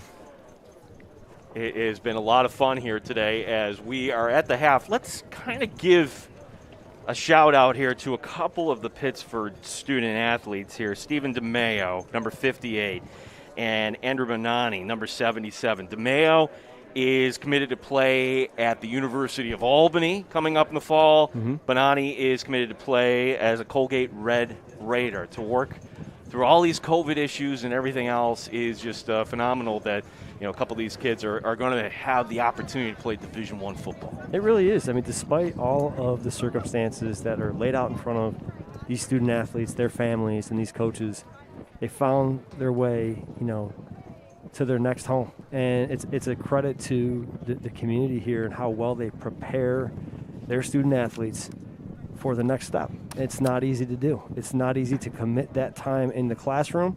It's not easy to commit that time in researching, different colleges and the right fits for you and your family. So, just a huge credit to all the coaches and the kids, on really both teams for getting ready. But in particular, Coach Molinich, a shout out to him and how he preps his athletes from the ground floor till the time they leave and stays in touch with them, well beyond their high school years. Nobody sees that stuff. Nobody sees the hours that are put into helping prepare your guys to get to that level. So, credit to the student athletes, their families, credit to the coaches. It's just, it's an accomplishment to say the least. And, obviously we're huge New York fans. We like to see these guys go play it at any level, Division III, Division II, Division I. And these two guys in particular going to Albany and Colgate, two great colleges. Look forward to following their careers. Pittsford will be kicking off to Hilton, and I don't want to kind of overstate the importance of the opening drive for Hilton, but in a game like this, you don't have to get points if you're Hilton, but you certainly want to get some positive plays here, maybe a few first downs. Can't have a 3-and-out here, Coach. No, you're right. I mean, they're looking for some confidence. They're looking for that swagger. They're looking to, move the chains. They've had some good drives in between the 40s, right? I mean, they've moved the ball in the middle of the field there, but it's where they suddenly get inside there around the 30, and Pittsford has tightened down, and Hilton hasn't had what they normally have these last couple of years where they were throwing the ball down the field to Tajay Hill when they needed a big play. And they just don't have that in this year's group. So how are they going to test the perimeter? Or are they going to come back to that double wing and maybe try a different formation? Just the fact that they ran that set tells me that maybe they're going to dip into the playbook a little bit deeper. It will be Hilton to receive here. Now, are you going to kick deep here, or are they going to squib it? What do you think, Gene? I would think maybe squib it because Bedford being one of the two guys, you don't want to have it. Guerra certainly has the leg to boom it away if they opt to go that way. I think he might. I think he might take a shot at this. He's got to set up pretty high up. Guerra, one of the soccer players playing football here, and that's cool. And it is going to be Bedford. Bedford taking it to the middle of the field, and he's going to be tripped up at about the 30-yard line. The tackle made by Eli Rockoff. So it'll be at the 30-yard line, 1st and 10 for the Cadets. Listen, number 34 for the Pittsford Panthers, Stephen Goodfriend, I saw coming down there, stayed in his lane beautifully, broke down, made the tackle. And look, you cannot overstate the importance of special teams. They pin, I should say pin, but they keep Hilton from getting a big return. Great play by Pittsford. Landon Siliberto, the quarterback for Hilton. And it's been Jason Bedford here so far. Jason Bedford, by the way, his dad played for Rich Lapani as an offensive lineman back in the 1990s. That's how you know you've been around when you're getting the second generation. Oh, as Bedford will get the call, trying to get around that right corner. He's going to be strung out. Nowhere to go. I tell you what, number 59 for Pittsford, Benjamin Reifsteck, was in the Hilton backfield on that play, Gene. And I'm going to tell you right now, he didn't make the tackle, but he made the play. He penetrated enough, forced the back off his track, and I give him huge credit for that. There's a loss of 1 on the play. Hilton huddling up here. Yeah, I look for on 2nd and long here. Right now, Pittsburgh's in the driver's seat. They're up 7-0. They can dial up a blitz here as long as they don't allow a big play. You got Carter Clark here on the outside. Looking forward to see what this play call will be. Yeah, so Clark, the big man, number 16, is going to come to the near boundary. He's going to be guarded by Caleb Cotton. Man going into motion, faking the end around. Siliberto, the keeper, Siliberto, he's going to get across the 30, not much, up to the 32, a gain of 3. This is going to bring up 3rd and 9. Gene, Ryan Sampson stayed home, read his keys, and made a very good tackle inside because it was a good play design. It was well blocked, but it's hard to get to that middle linebacker when you've got an odd front like that because your guard, your center, both guards are covered, your center's covered, so that linebacker's protected back there, and Sampson did a great job finding the quarterback and making a play. Seth Reagan is on one side. On the opposite side will be Kestenbad. 3rd down and 7, we'll call it at the 33. 2 men going into motion here at the same time, and that's the flag. Yeah, obviously. And this time that was so obvious you had to call it. Yeah, you do. I mean, it happened once before earlier in the game on that double wing. The double wing was a little less obvious. This one was an obvious call. Aiden Council moving. Also moving was Jason Bedford, and then Coach Lapani coming out with hands on hips. Those are the plays that coaches never like. Yeah, I mean, it's the beginning of the year. You know, it's a different year, so some of those things are going to happen. But, man, at this point in the game, it's tough. It's tough. Well, here's the Pittsford defense with a golden opportunity to get off the field here on the first drive. 3rd and 12, Hilton at their own 28. Council going into motion. It's going to be a pass to Flair to the near side and catching it, turning it upfield, and it's going to be short. Will be number 10, Josh Graham, the fullback. Well-designed play, but it's going to be about 2 yards shy. Gene, if you take away that penalty, it's a first down. Yeah. I mean, it was a very well-designed play. To be honest, the outside linebacker for Pittsford almost had a shot at jumping that route, and he just misjudged the width of the play, and he couldn't quite get there, but they might go for it here. They are going for it. On 4th and 1 at their own 39. This is Hilton showing great confidence. Now let's see if they're just trying to draw him offside or not. Yeah, look for a hard count here, Gene. Bedford will be the running back. Everybody near the line of scrimmage here for Pittsford. It will be a play. The handoff to Bedford. Bedford lowering the shoulder. He gets it, but boy, he got belted. First down for the Cadets. Sam Gines came in there like a missile. I mean, that was a play. Great tackle, but hey, it's a first down for Hilton.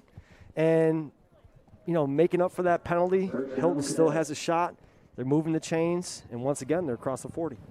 We should point out that Dante Valian has not returned here, and so you figure his afternoon is likely done after taking that hard hit, playing defense in the first half. Here will be the handoff to Bedford. There's a hole on the left side, getting spun down. Again, that's going to be Gines throwing him down. The forward progress, they will mark up to the 44. If you didn't know Sam Gines before now, you know him at this point. I mean, he's made 2 straight plays out of that defensive secondary. He's got more confidence now. The issue you got to look out for is, does Hilton recognize that he's a safety coming up there making plays almost at the line of scrimmage? Can you vertically challenge him with a tight end on a play action, maybe catch him? Tight end being number 16, Carter Clark. Yeah, those are 2 just exceptional plays from a safety's perspective. He's like an extra linebacker on those last 2 plays. So Clark will be the tight end to the near side, and this will be your end around to Clark. It's a throw. Clark is going to throw right side. It's underthrown. It's going to be picked. Far side, that's Palumbo with the interception, and it's the second takeaway of the afternoon for Pittsford. They take over the 39. Discipline, Gene. Defensive discipline. I'm going to give a shout-out to former Red Jacket athlete, my brother and friend Matt Rice, the defensive backs coach for Pittsford, keeping the defensive backfield ready to play. They weren't fooled by that, Gene. I mean, it was a great play, but nobody was fooled by it. You got big man Carter Clark trying to throw the football. And Pittsford, Daniel Palumbo, little tip drill, making the play. Unbelievable. Hubbard tried to break that up, recognizing it in a play earlier today. Let's see what Burness dials up. Now it's 1st and 10. Pittsford leading here 7-0. Just logging on. It was a play right at the end of the half. Belted as is getting drilled there at the end was the quarterback, number 10, Danny Lawther. That pass incomplete, intended for Palumbo. Listen, if I'm the offensive line coach or if I'm the head coach, I don't like seeing my quarterback getting dropped by a defensive tackle. He's either the one tech, I think he's the one tech on that play, just coming in unblocked, lighting up our quarterback in a bubble. Was a player that had that big hit there for Hilton. 2nd and 10 after the incompletion. It's going to be another throw and under pressure once again. Lawther on his horse to the right. He's going to check down and throw it out of bounds to Clank, and that's a smart play. That'll go for short yardage. We have a flag on the play. Yeah, I mean, Pittsford got away with a block in the back there. Carter Clark had, Lawther lined up, and he got pushed from behind. I believe it's going to be a block on the back. I'm not sure who got away with it, but Clark was in pursuit and got pushed blatantly from behind by the Pittsford offensive lineman. But that's not the penalty. It will be against Pittsford. An eligible man downfield. It looks like an ineligible man downfield. I don't know who was downfield. If that's the case, it might be a loss of down. Now the officials, remember, it's opening day for them too. I'm not sure they used the proper hand signal for that because it looked like a block in the back to me. Well, they are going to call an eligible man downfield. Fascinating.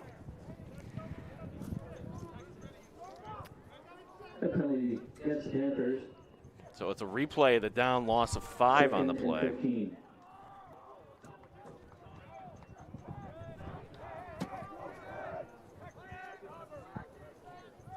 Lawther will be having 3 receivers at his disposal. Play action, Lawther throwing over the middle, and it's going to be in and out of the hands of Clank, the tight end. Now it's 3rd and long. Again, that's a set you don't normally see from Pittsford when you have a 2-bye on the far side. You've got your tight end over here and a single receiver, single back. I love that set both for the run and the pass. Obviously they're trying to single up Clank against that 4-man front in that 4-3. And they were ready for it this time. He was open. He's been open all game. Now 3rd and long. Interesting play call here from Burness. Joyner is the running back on 3rd and long. 3rd and 15. The snap, play action. Throw over the middle and dropped. And you heard the big awe from the Pittsford fans.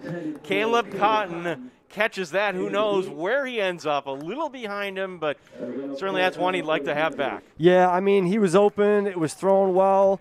The bottom line is when you're a receiver in that position, secure the catch, go down. I think he wanted to score a touchdown. That's a tough one. Tough break for Pittsford, but they're still up 7-0 here. Interesting to see what Hilton does here on this return. Do they have a return installed, or are they just going to catch this and get what you can? Lawther, once again, punting, and he's going to get a good punt off. This is nice and high, and it is going to be returned. It's on the carpet. Who's going to come up with it? Still loose, and Hilton's going to recover. Whoa. I mean, listen, as a head coach, those are like your worst nightmare plays when your punt returner, gets a little bit crossed up on what to do.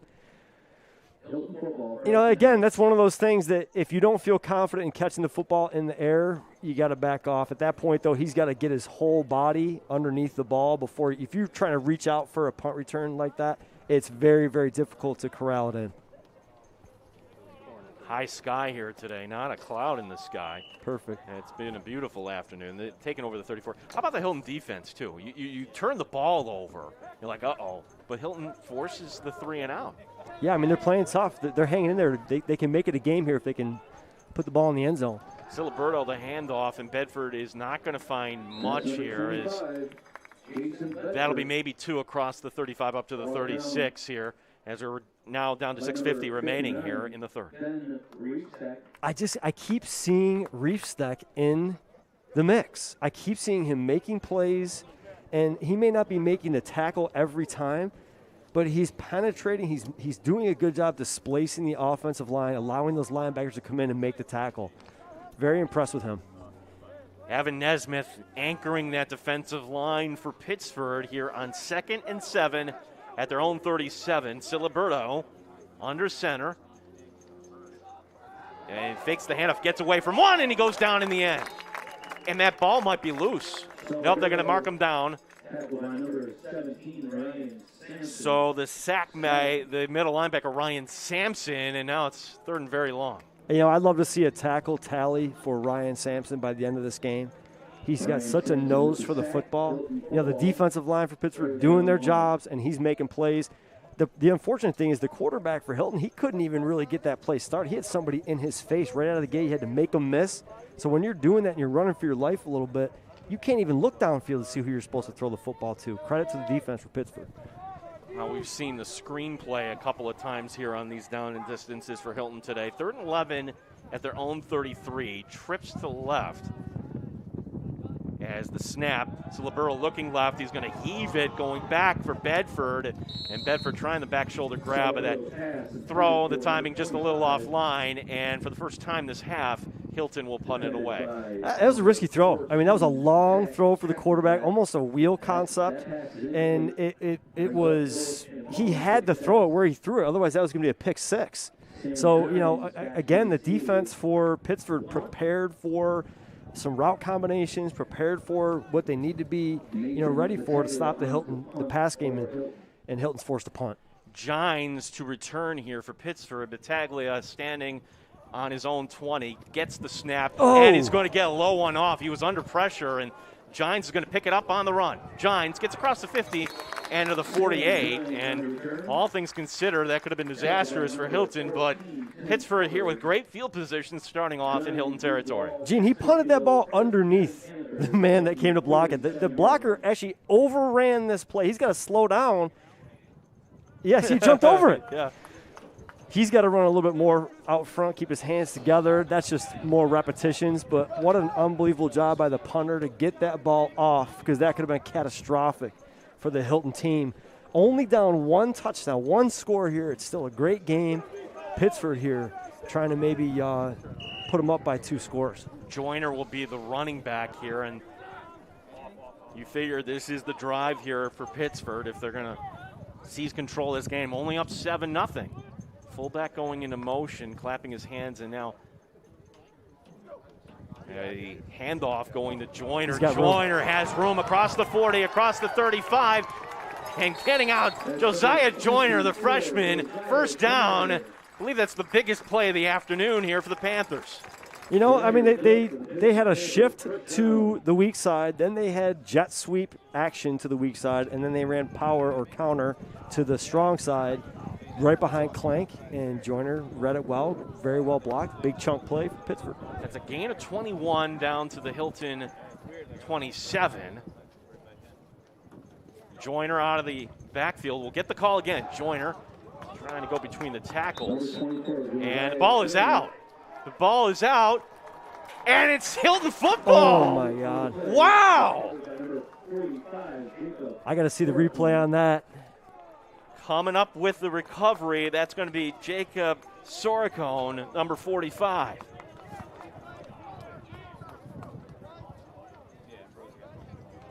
Wow. Big man, 78 for Hilton. Damian Casper. Damian Casper came in there. Ryan Kurtz. Casper's a big boy. Defensive tackle.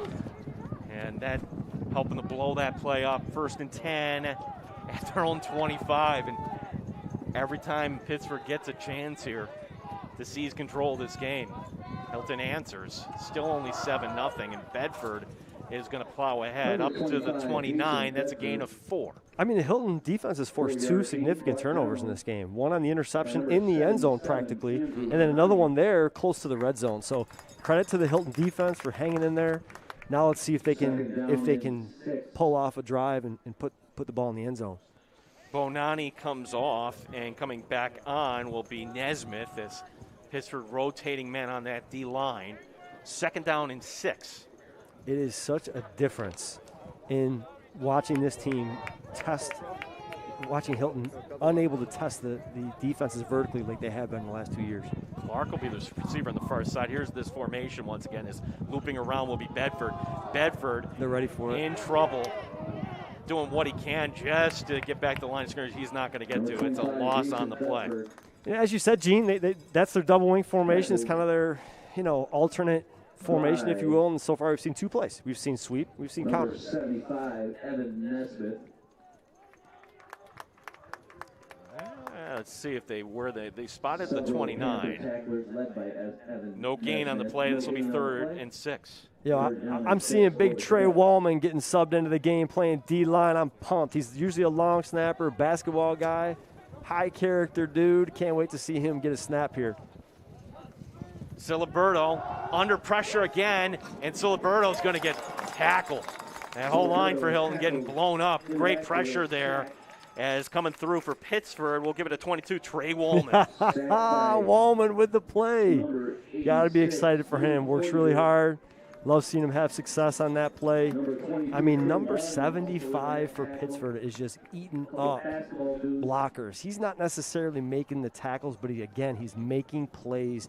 He's displacing the O-line, and he's helping his teammates get into the backfield to get it on the stat sheet. But love watching those DTs work. So the takeaway results in nothing for Hilton as they have to punt it away. High snap, Battaglia gets it down, and he's going to get a punt off, but it's going to be short. And it's going to actually take a roll here against Hilton, and Battaglia himself will down it. Well, that was, I tell you what, Cotton came in there and actually held himself up from running into the punter. If you watch closely, he had a bad angle on it, so he held himself up. And I think Battaglia, he got a little covered. What's about to happen? Am I going to get hit? Can I get this punt off? And he was kind of forced into a bad spot there. At this point, Molinovich has dialed up, and he typically handles the special teams. He has dialed up multiple punt block attempts in this opening game, and it's paid off. So the ball is going to be at the 26. Let's see if they go back to Joyner. They are going to come out, and instead it will not be Joyner. Kiar Edwards will be your running back, 26. Lothar takes the snap, and it's going to be Cotton on the end around. Cotton gets by one man, cuts it upfield, and the ball comes out. It's there for the taking, and it's going to be picked up by Hilton. Here we go. 50, 45, 40, 35. And he's going to go the whole way. Oh, my God. That's number 45, Jacob Soracone. Touchdown, Hilton. What did we just watch? Unbelievable turn of events. On a jet sweep play, really the running back missed a key block there, but you've got to protect the football. And not only that, for a scoop and score to happen at this point in the game, we got ourselves a true heavyweight championship fight. Lothar is back, but he's going to be picked off, and so with the big key block there, let's call out Peyton Council, number 21. And now, do you go for the extra point or you go for 2? They're going to go for the extra point here. When I see a coach throw out a block like that at the last second, it doesn't give me a whole lot of confidence. Let's hope they're prepped for this, and they can put it through to get a tie game. So the play clock winding down. Battaglia to tie this game. Snap is down, the kick is up, and that is through. Oh, the nerves coming through, watching that go through. What a game, Gene. Are you kidding me right now? 7-7 as we take another look here at the play by 45, Jacob Soracone, and then the block downfield on Lothar, too, to seal it. Gene, it looked like number 25, Bedford, the usual running back for Hilton, came in and made that play to force a fumble? He's the corner on the play. Unbelievable. And for Pittsford, there are some things that are true of every game. You can't turn the ball over here as much as they're turning it over. I mean, it's cliche. You talk about all the different keys to victory, whether you're a basketball coach or you're a football coach, whatever it is. There's keys to every game. In this case, when it's so tight, a turnover is a turnover, but an actual turnover that turns into a touchdown on that play, that's a game-breaking, momentum-shifting play for Hilton. That being said, Pittsford is still okay with how they've been moving the football, but they've had 3 turnovers in this game. In this third quarter, they've got to hold it down. And then in the fourth quarter, same thing. Hilton, on the other hand, they're going to look to try to force another one, maybe force a quick 3 and out, get their offense into the game, maybe take the lead. What a game. It's been a lot of fun here. And we haven't even reached the fourth quarter here. Yep. And number 26, PR Edwards. So Edwards and Joyner are deep back here. First time Pittsford has received since the opening kickoff. High end over end kick that Joyner puts on the carpet, and then Pittsford just going to fall on it. Whew, has the ball now. Not good field position to start off here for Pittsford at their own 25. These kinds of things are going to happen whether there's, a spring football season or not. When you're early in the year, you're a little bit less used to having those touches, returning kicks, catching punts, getting punts off, stuff like that. So special teams, cliche or not, always is a huge factor in a football game. Let's see if Pittsford can put together a drive. Starting off, they're going to go back to Nathan Rohde, the running back. Lothar will be the quarterback here. 2 receivers and Clank the tight end. 1st and 10 at their own 24 with 2:17 remaining. In the third is flag coming down, and I believe this is going to go against Pittsford. It's going to go across the 30 up to the 32, but Penalty flag on the play. sort this out. It might not have been enough men on the line of scrimmage, to be honest. I believe it was a wide receiver out here on the near side. Yeah, LaRocca is looking back. You can tell by his body language with his hands outstretched. And indeed, that's going to go against Pittsford. Procedure against the offense. He might have wiggled. He's got to be set. They're talking about over here in the sideline, but they're not going to get that flag pulled. He must have either been moving or he was lined up in the wrong way. So what was a good gain on first down for Rohde? That's going to go for naught. It's a big penalty, Gene. I mean, it doesn't seem like much when you're pinned this far back after such a good positive run like that. You got to get Pittsford to get back those yards in a hurry. 1st and 10 at the 19.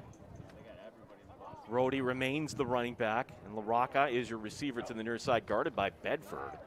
And here's the end around, the reverse under pressure, and then going down.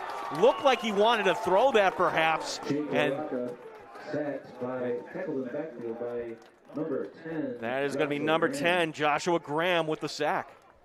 I mean, Hilton's linebacking core and defensive line in general have just played so well on plays like this. They just haven't made a whole lot of tackles for loss in this game, but man, did they need that on that play. Ball is back to the 10-yard line. This is 2nd and 24.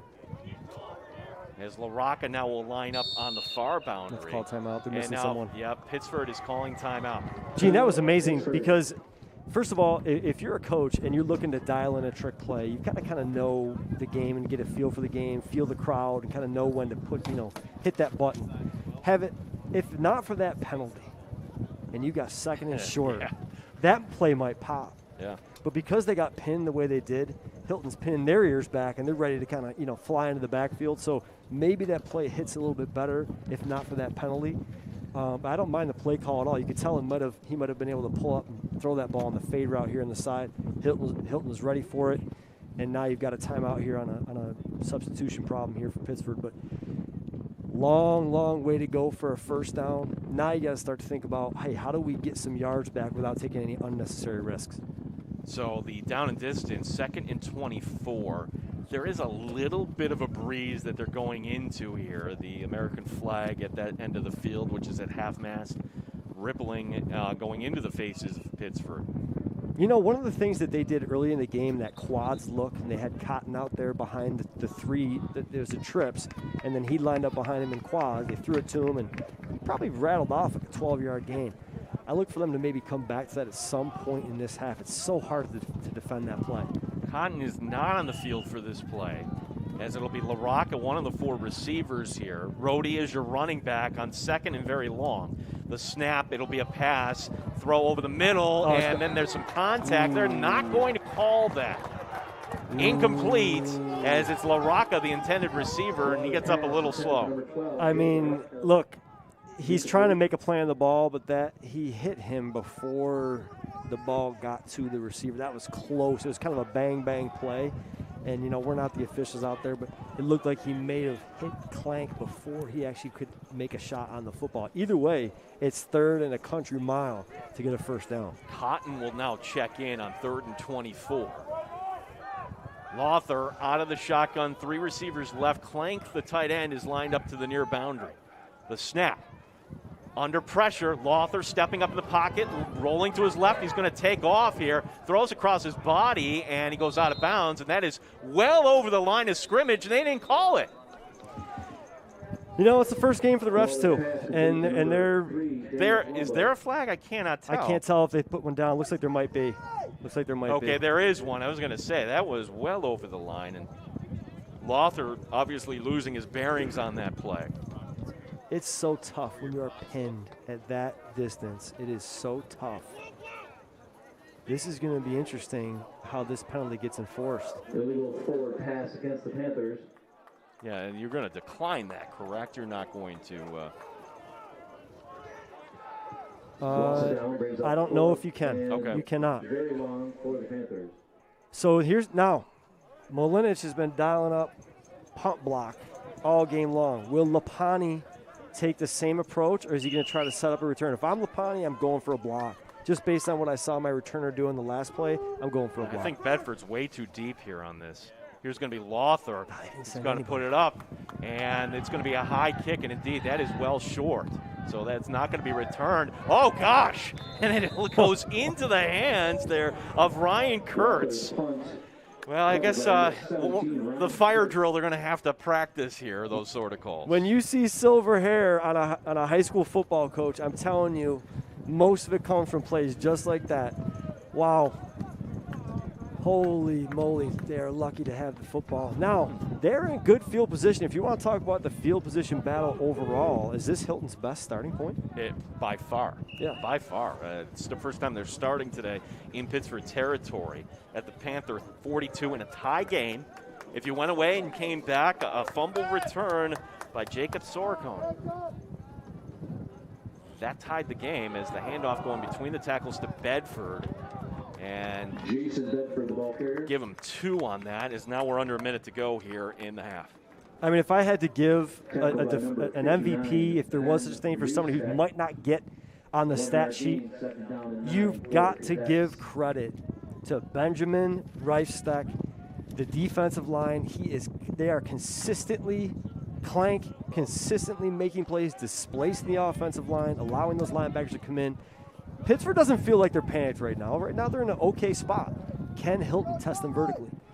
Bedford going into motion, the handoff going inside, and that's going to be some positive yardage across the 35. Down to the 34, the fullback Joshua Graham. Nice run there, and this may take us to the quarter. Gene, if he doesn't stumble, that's another 20 yards, if not a touchdown.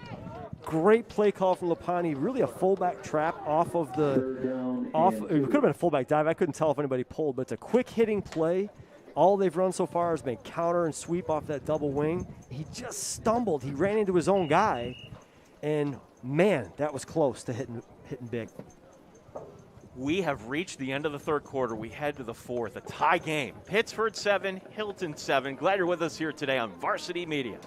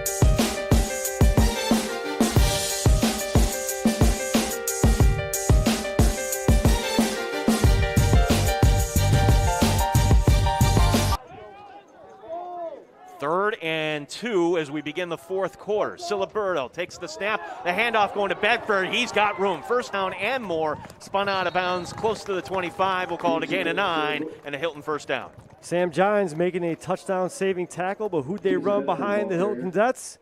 Carter Clark. Yeah. Big tight end, number 16, just did a phenomenal job at the point of attack. So now they're in the driver's seat. Gene, 11:43 to go. 1st and 10. They're inside the 30 now. What will Hilton do? Are they going to stay with what they've been doing? Continue to run behind Clark? Council will be the receiver to the far boundary, and going back to the run, it'll be Bedford, gets tripped up, and then keeping those legs moving just to get some positive yardage down to the 24. Okay, I like that adjustment right there from Coach Marriott. They have sort of a look where their cornerbacks come up and they press cover those tight ends, and they're in zero cover, but they're also there to help keep that tight end off of down blocking either their defensive tackle or their linebacker. Great adjustment from Pittsford. I look to see that for the rest of this drive. Hubbard, the receiver, to the far side. Now they're going to move Clark out as a receiver. Double wing. Going back to this formation. In motion, Bedford. Handoff going inside to Graham, and Graham keeping the legs moving. And again, not much there.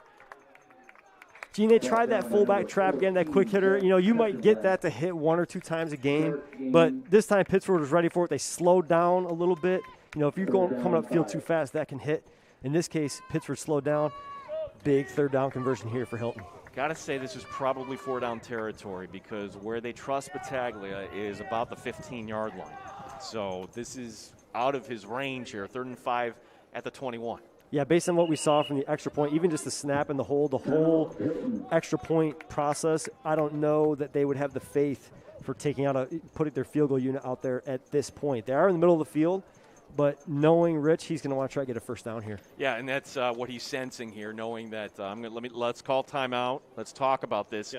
So 2 timeouts remaining. Both teams with 2 timeouts remaining.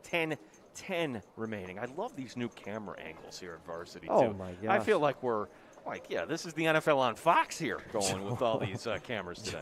Joel and Ben and the whole Varsity Media crew every year they bring out something that's a little bit, improved. It's a little bit better. They're always trying to tweak their program. They love the state.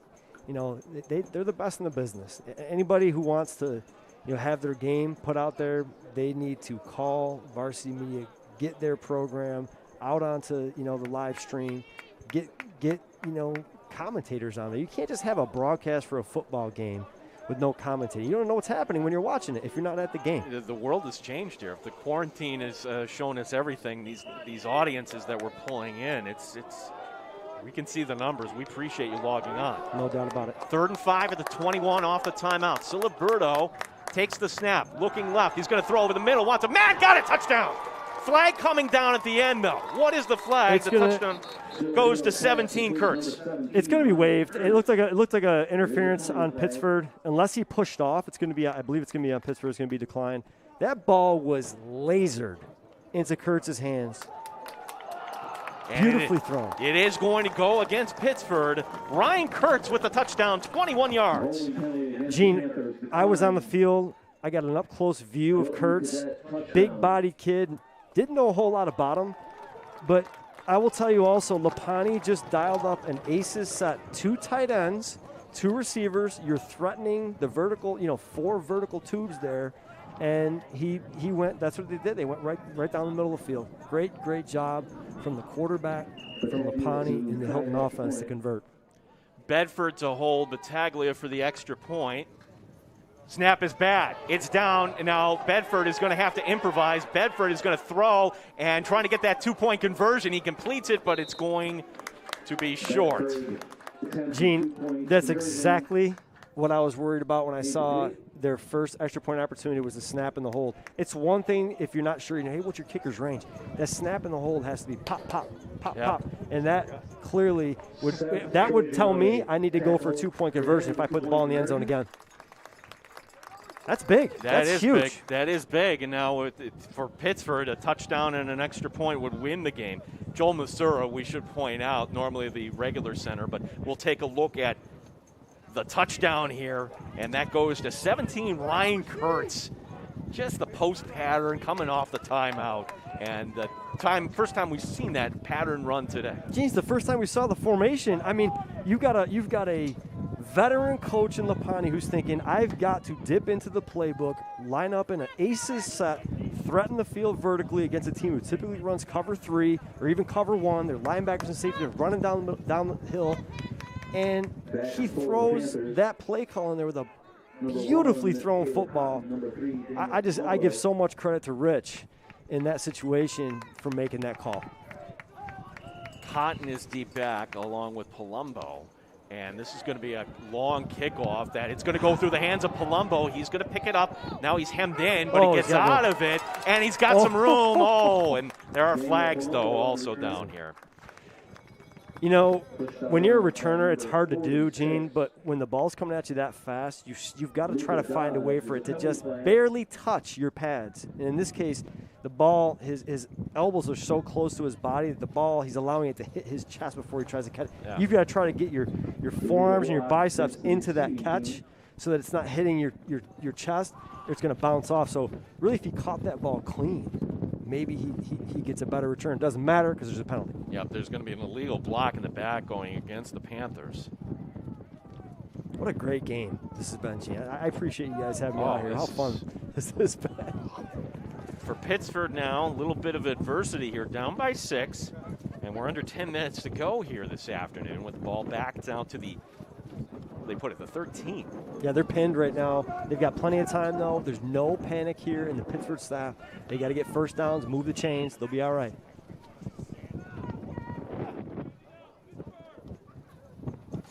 The clap there by Lothar, sending a man in motion.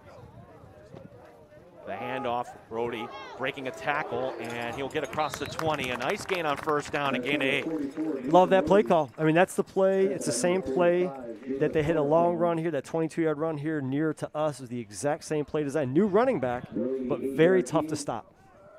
LaRocca, the receiver, to the near side. Patrick will line up in the slot here for the Panthers on 2nd and 2. Is this the time that they're going to throw? As it'll be the handoff going back to the ground and getting another first down. Another good run there for Rhodey. I mean, Gene, if you're a Pittsford, coach or you're a Pittsford player, you're not panicked right now. You have 9. This is your wheelhouse. You have a 6-point, deficit here. You're a touchdown, an extra point away from winning the football game. Just be you, do what you do, grind out the yards, and you still got a shot. Joyner checking back into the game. 1st and 10 at their own 27. Long snap. He's going long. Wide open, a busted play, and LaRocca drops it. That's a catch. Did they call it a catch and then he fumbled? That's a catch. They're going to call it incomplete. Let's see. You be the judge here at home. Oh, what a throw. 1, 2. I never had it. Nope. Never had it. If you're going by the catch and football move. Oh, Gene, that was such a well-designed play. The bubble and go on the near side, and it just missed it. Joyner will be the running back on 2nd and 10. Joyner getting that call here, and now it's going to be 3rd and very long there. It's concerning. Yep, as Ryan Kurtz comes up to make the tackle there. Josiah Joyner tackled by number 79. There's an added tension now when you have a play that you just miss, and then you have a play that gets stymied like that in 3rd and long. There's a new level of tension right now in that Pittsford huddle. They're going to be all right. Danny's got to make a good decision here. Still 8 minutes to go. So the quarterback going back to the sideline, Danny Lothar. 15 remaining on the play clock. 3rd down and 9. Petracek going into motion. The throw, they're going back here. The Palumbo in and out of the hands. As Palumbo knew he was going to get hit and couldn't pull it down. And now Pittsford, you figure, are going to punt here at their own 27. Indeed, head coach Keith Milinich sending out his punting unit. He is putting the ball right into the hands of the receivers. And at this stage in the season, maybe they haven't had enough reps, whatever the case may be, but they haven't been able to pull down 2 very, very good throws from Danny Lothar. Bedford here will be deep back here. As Loeffler has gotten the punts off, you've normally been very high and short.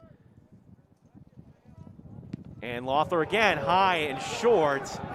And that is going to take a bounce. Everybody going back, and that is going to be a punt of, let's see where they mark it, a net of 1 yard. He's walking off the field right now. He's got a slight limp. I would not be putting him back to be punting the football based on what I'm seeing. Maybe next time. Hopefully he's healthy. I don't know. I can just tell you that, 2 great throws on that drive. And, Pittsburgh's defense has got to come up with a big stop here to try to hold Hilton from getting in the end zone again. One of the guys I did St. John Fisher football with for many years, his name's Peter Montemurno, always talked about the quick change. When you have a team on the ropes like this is the time when you want to go downfield. Lapani could. He could dial something up here. I mean, this set right here, he doesn't typically throw the football out of. He will throw a flood route to the play side. But, Gene, let's see if you're right. 1st and 10 is Bedford out of the tail of the eye. Siliberto under center, and he will hand off to Bedford. Bedford, big gaping hole, and Bedford will be cut down by Guerra. I beg your pardon, that's going to be, Giants. Giants with the tackle, but it's a good gain for Hilton on 1st down.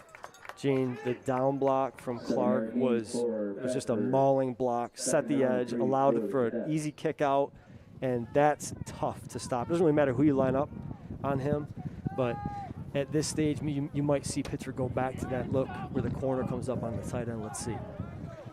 This is running clock 2 here for the Cadets. Graham, the fullback, on 2nd down and 3 after the gain is 7.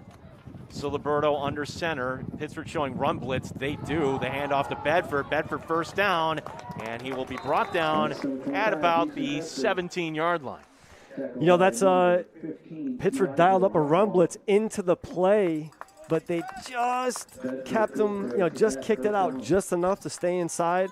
I mean, that is Rich Lapani and Hilton's, that is their base offense that they're running. They're not running anything fancy. They're just running power, and that was an effective run play. Kurtz will be the receiver to the left side. Actually lined up here as a tight end. So 2 tight end formation with Clark as the other tight end. 1st and 10 at the 17. Siliberto, another handoff to Bedford, and Bedford makes a cut. Bedford keeping those legs moving, and finally he'll go down close to the 10-yard line. Bedford showed some savvy there because the play was kind of beat right out of the gate, and he made a little jump cut there on the outside and found a way to manufacture yards that maybe weren't there. Indeed, it'll be marked down at the 10, 2nd down and 3, as now this will bring us down to the halfway point here of the 4th quarter.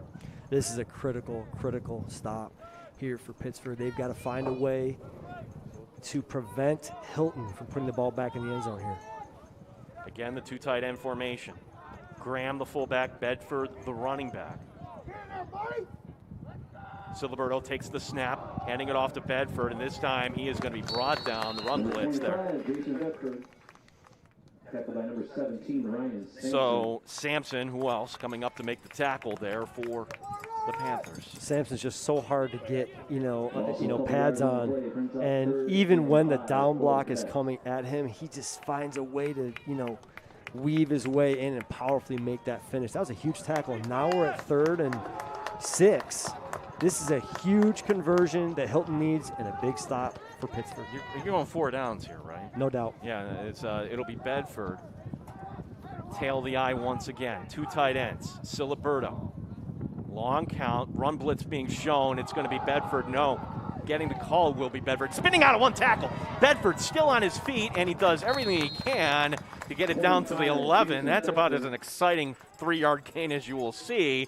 Now it's 4th down, and I'm looking at the sideline, and it looks like Coach Lapani's going to have faith in his offense here.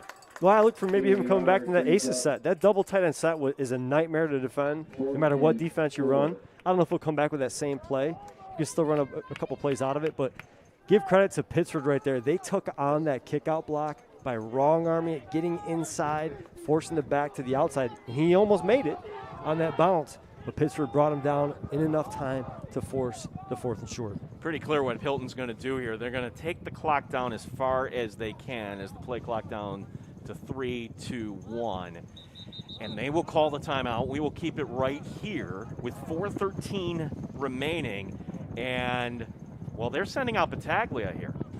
So this would be a field goal attempt. At least that's what they're showing here. If I'm Pittsford and I see a field goal attempt based on what I saw on those last 2 snaps, I am loading for a block here and trying to get a block and a scoop and score, because just based on what I saw, the snap and hold wasn't what you would want to be able to get a field goal attempt off. Now, if he has a backup snapper and maybe they can get it off, I think he's got enough leg to get it from here. But, man, it makes me nervous seeing what I saw in the first 2 attempts from the snapper and holder. Well, and another thing to point out, too, the ball is not spotted between the hashes. And so for a kicker in his first game as well, this is not an easy chippy one, but not by any stretch. You know, you could try to hard count from this and see if you can draw off the field goal block team. You know, I wouldn't mind doing that if I'm a coach. The wind doesn't seem to be blowing too much. He's got the ability to do it. It's really, can the snap and hold get there accurately so he can take a clean shot on the football. Huge play here, folks. Bedford to be the holder at the 18. This is a 28-yard attempt for Battaglia to make this a 2-score game.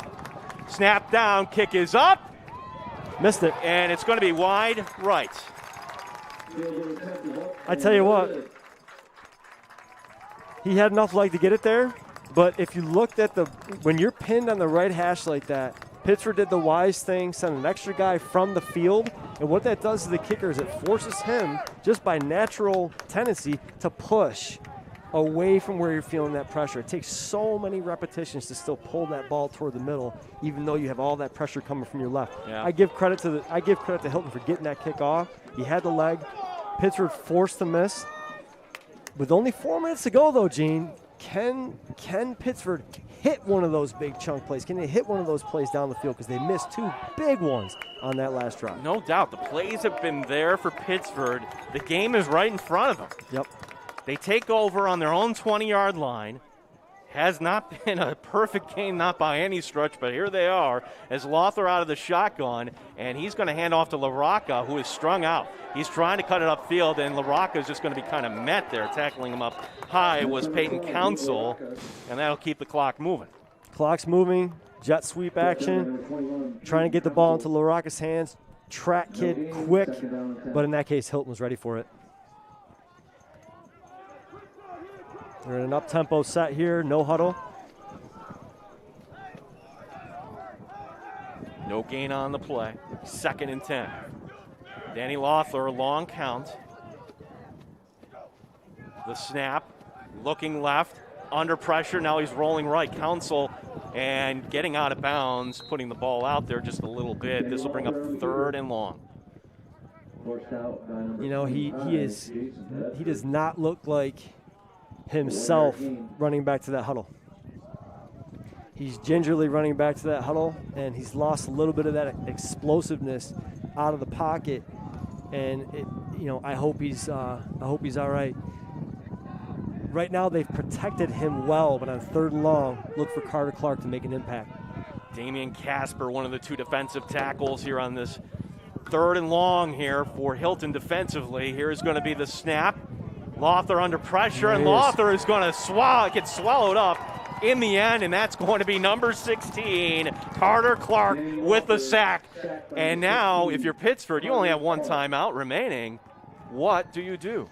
I mean, it was only a matter of time. He's been pressuring him all game. Hasn't quite made the stat sheet, for a ton of sacks. But in that case, on 3rd and long, Danny Lothar needs to try to make a play. He might have to hold the ball a little bit longer. In those situations, that's when your pass rushers make the plays. That's when they get those sacks, and that's exactly what happened on that play. And this will not be Lothar punting. Let's see who this is punting. Let's see if we can get a number on this. Can't tell. 16, thank you. And this is a nice punt there. Good punt, no returner. Samuel Markwick with the punt, and this is going to flip the field. What a big play. And kind of question there, Mark, why didn't Hilton have somebody back there to save a little bit of field position? I don't know. They might not trust somebody to catch the ball, but in this case, Hilton's still in the driver's seat.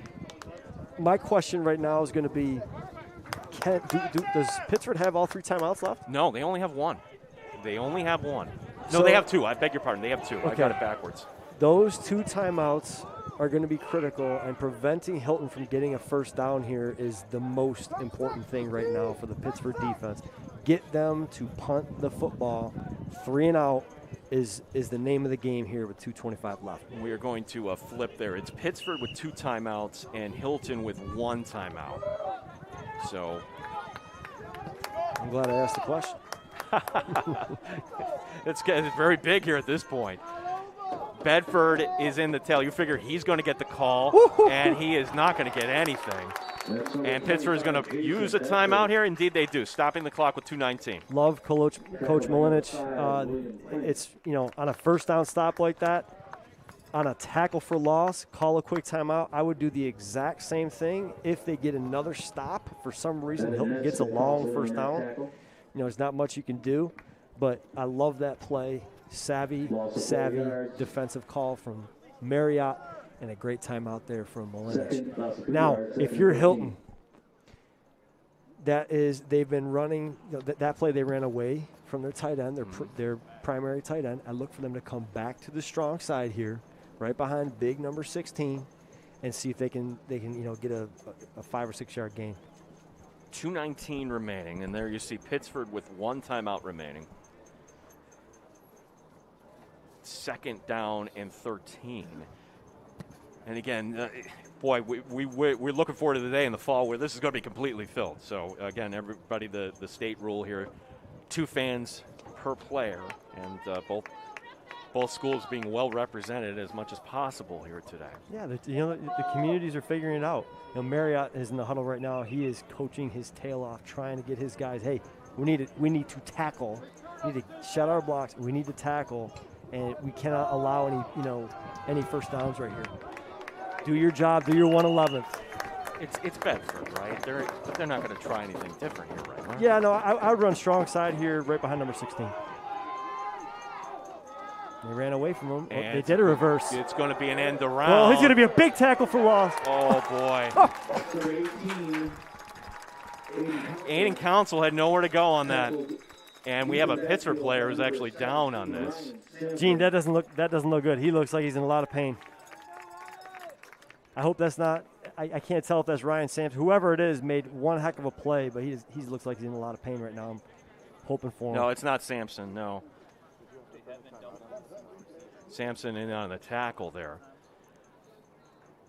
Gene, that was a risky play call from Rich, but the defense for Pittsford, 2 plays in a row, 2 pretty significant tackles for loss.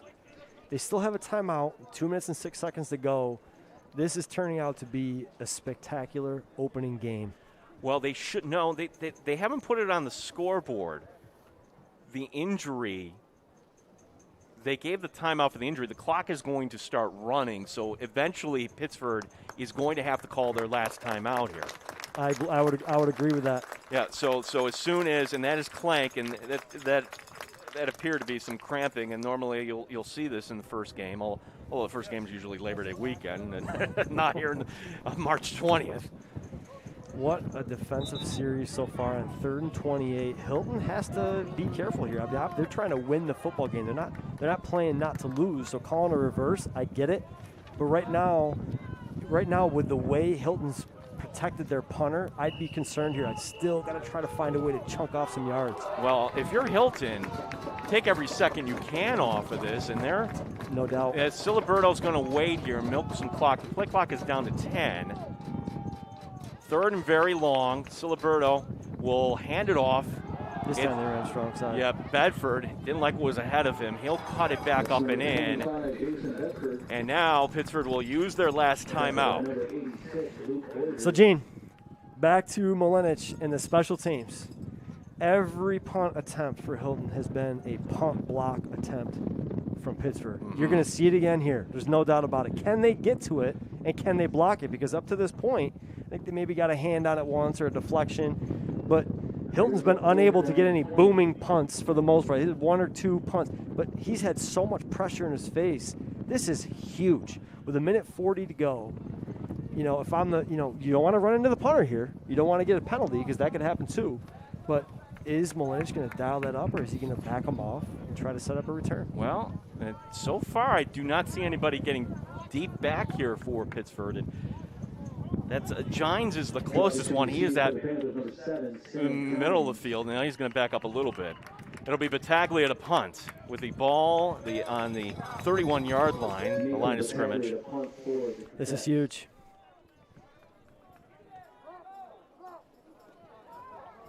Snap is good, and Battaglia is going to get it off.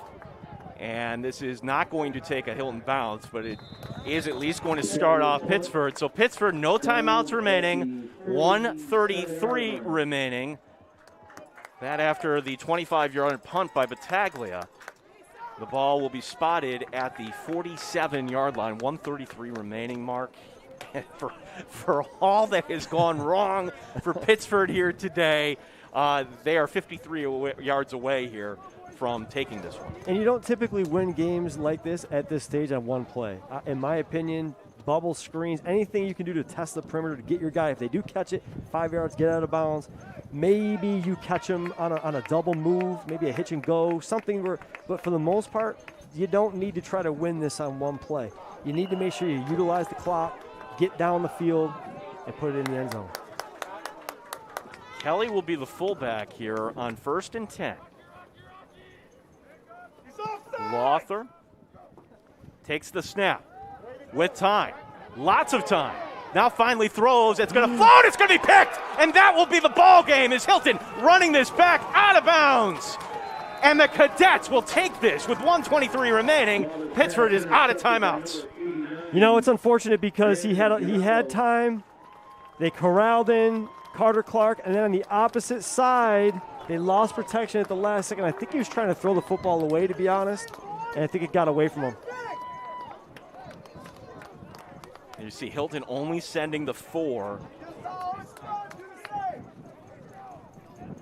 That can be the only explanation. I got to see who got that interception. Yeah, it looked to me. Brendan Diablo. Yeah, it looked like to me that, you know, protection was good. He went through his progressions. When he tried to throw it away, you know, maybe he tried next time if he had another chance, maybe throw that out of bounds when he's kind of in the grasp like that. I think he tried, and I think maybe he just he got twisted around by that D lineman, and that pulled the ball in play, and it was enough for Hilton to make a huge interception in a great game. Let's point out something, and this is something that you love to see. Diablo is not a starter on this team. He is in there because of the injury to Dante Valiant. So for a player there to come in, yeah, 89 making the interception. I mean, that's huge. He's a young, you know, defensive back who's coming in here, getting his shot, and obviously his head coach is going to be praising him on the sideline and when they're watching film on Sunday. So now Hilton can go to the victory formation. And for Pittsford,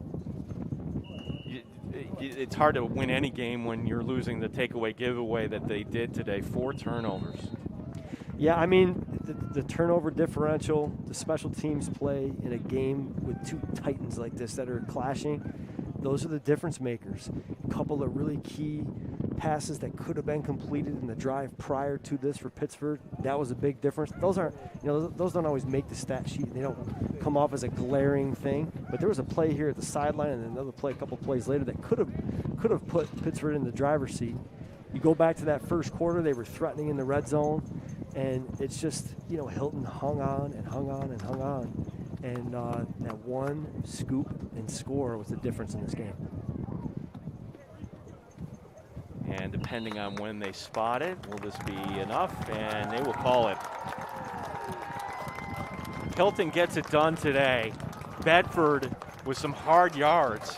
This one wasn't pretty, but I'm sure Rich Bopani and the Hilton Cadets will love every minute of the long bus ride back here tonight. And for Pittsford, it's a tough loss. They've got some work to do, but you can see the talent on this Pittsford team for sure. Yeah, I think that their best football is still ahead of them. I think both teams did really good things, and both teams wish they could have a couple plays back. Bottom line is, when it counted, Hilton made a huge defensive play in some key moments in the game, and it forced the hand of Pittsburgh. Hats off to both communities.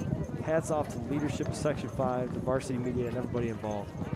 And both teams kind of do the the salute, if you will. Handshakes being replaced here as our final score here today from Pittsford. Hilton winning by a score of 13-7. And Mark, this is only week 1. Buckle up, buddy. The season's underway. Here we go.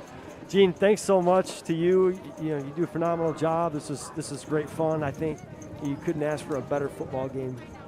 Two teams that as good as these guys are. Yeah, it was a lot of fun. Thank you for your help. Mark Vitacor on the call today. We want to thank everybody here from Varsity Media, from Ben Turchin in the management to Joel Balthaser directing today, our camera crew. Just phenomenal work here. Proud to be associated with Varsity Media. And thank you for logging on and watching here today, where our final score, the Cadets of Hilton come out to Pittsford and take this one on opening day by a 13-7 score. Thanks for watching. Have a good night, everyone.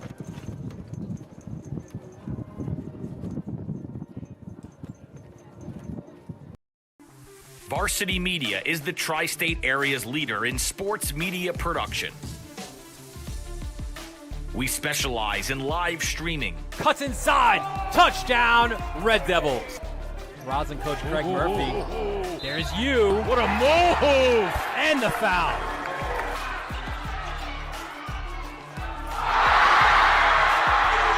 Videography.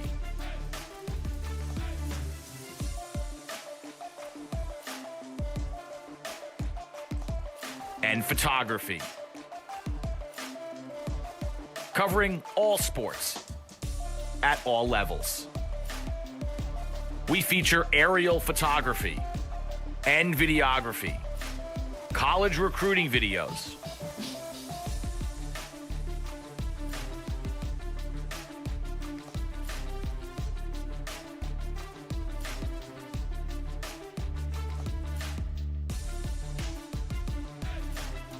live streaming of games. Patience offensively against this excellent defense. Now the shot's fired. How about that? Right into the top of the cage off the stick. Be second down and 3. Handoff this time right up the middle. And B.J. Clark is gone for the touchdown. School events, graduations. Varsity Media is available to cover a game, a tournament, a season, or any special event. Talk to us a little bit about what went through your mind, how you prepared for that to run such a fast speed. Currently, spectators are limited at events. Let Varsity Media bring the event to your fans. Contact Varsity Media today for more information. Online at varsitymedia.net or by phone at 866-577-1950.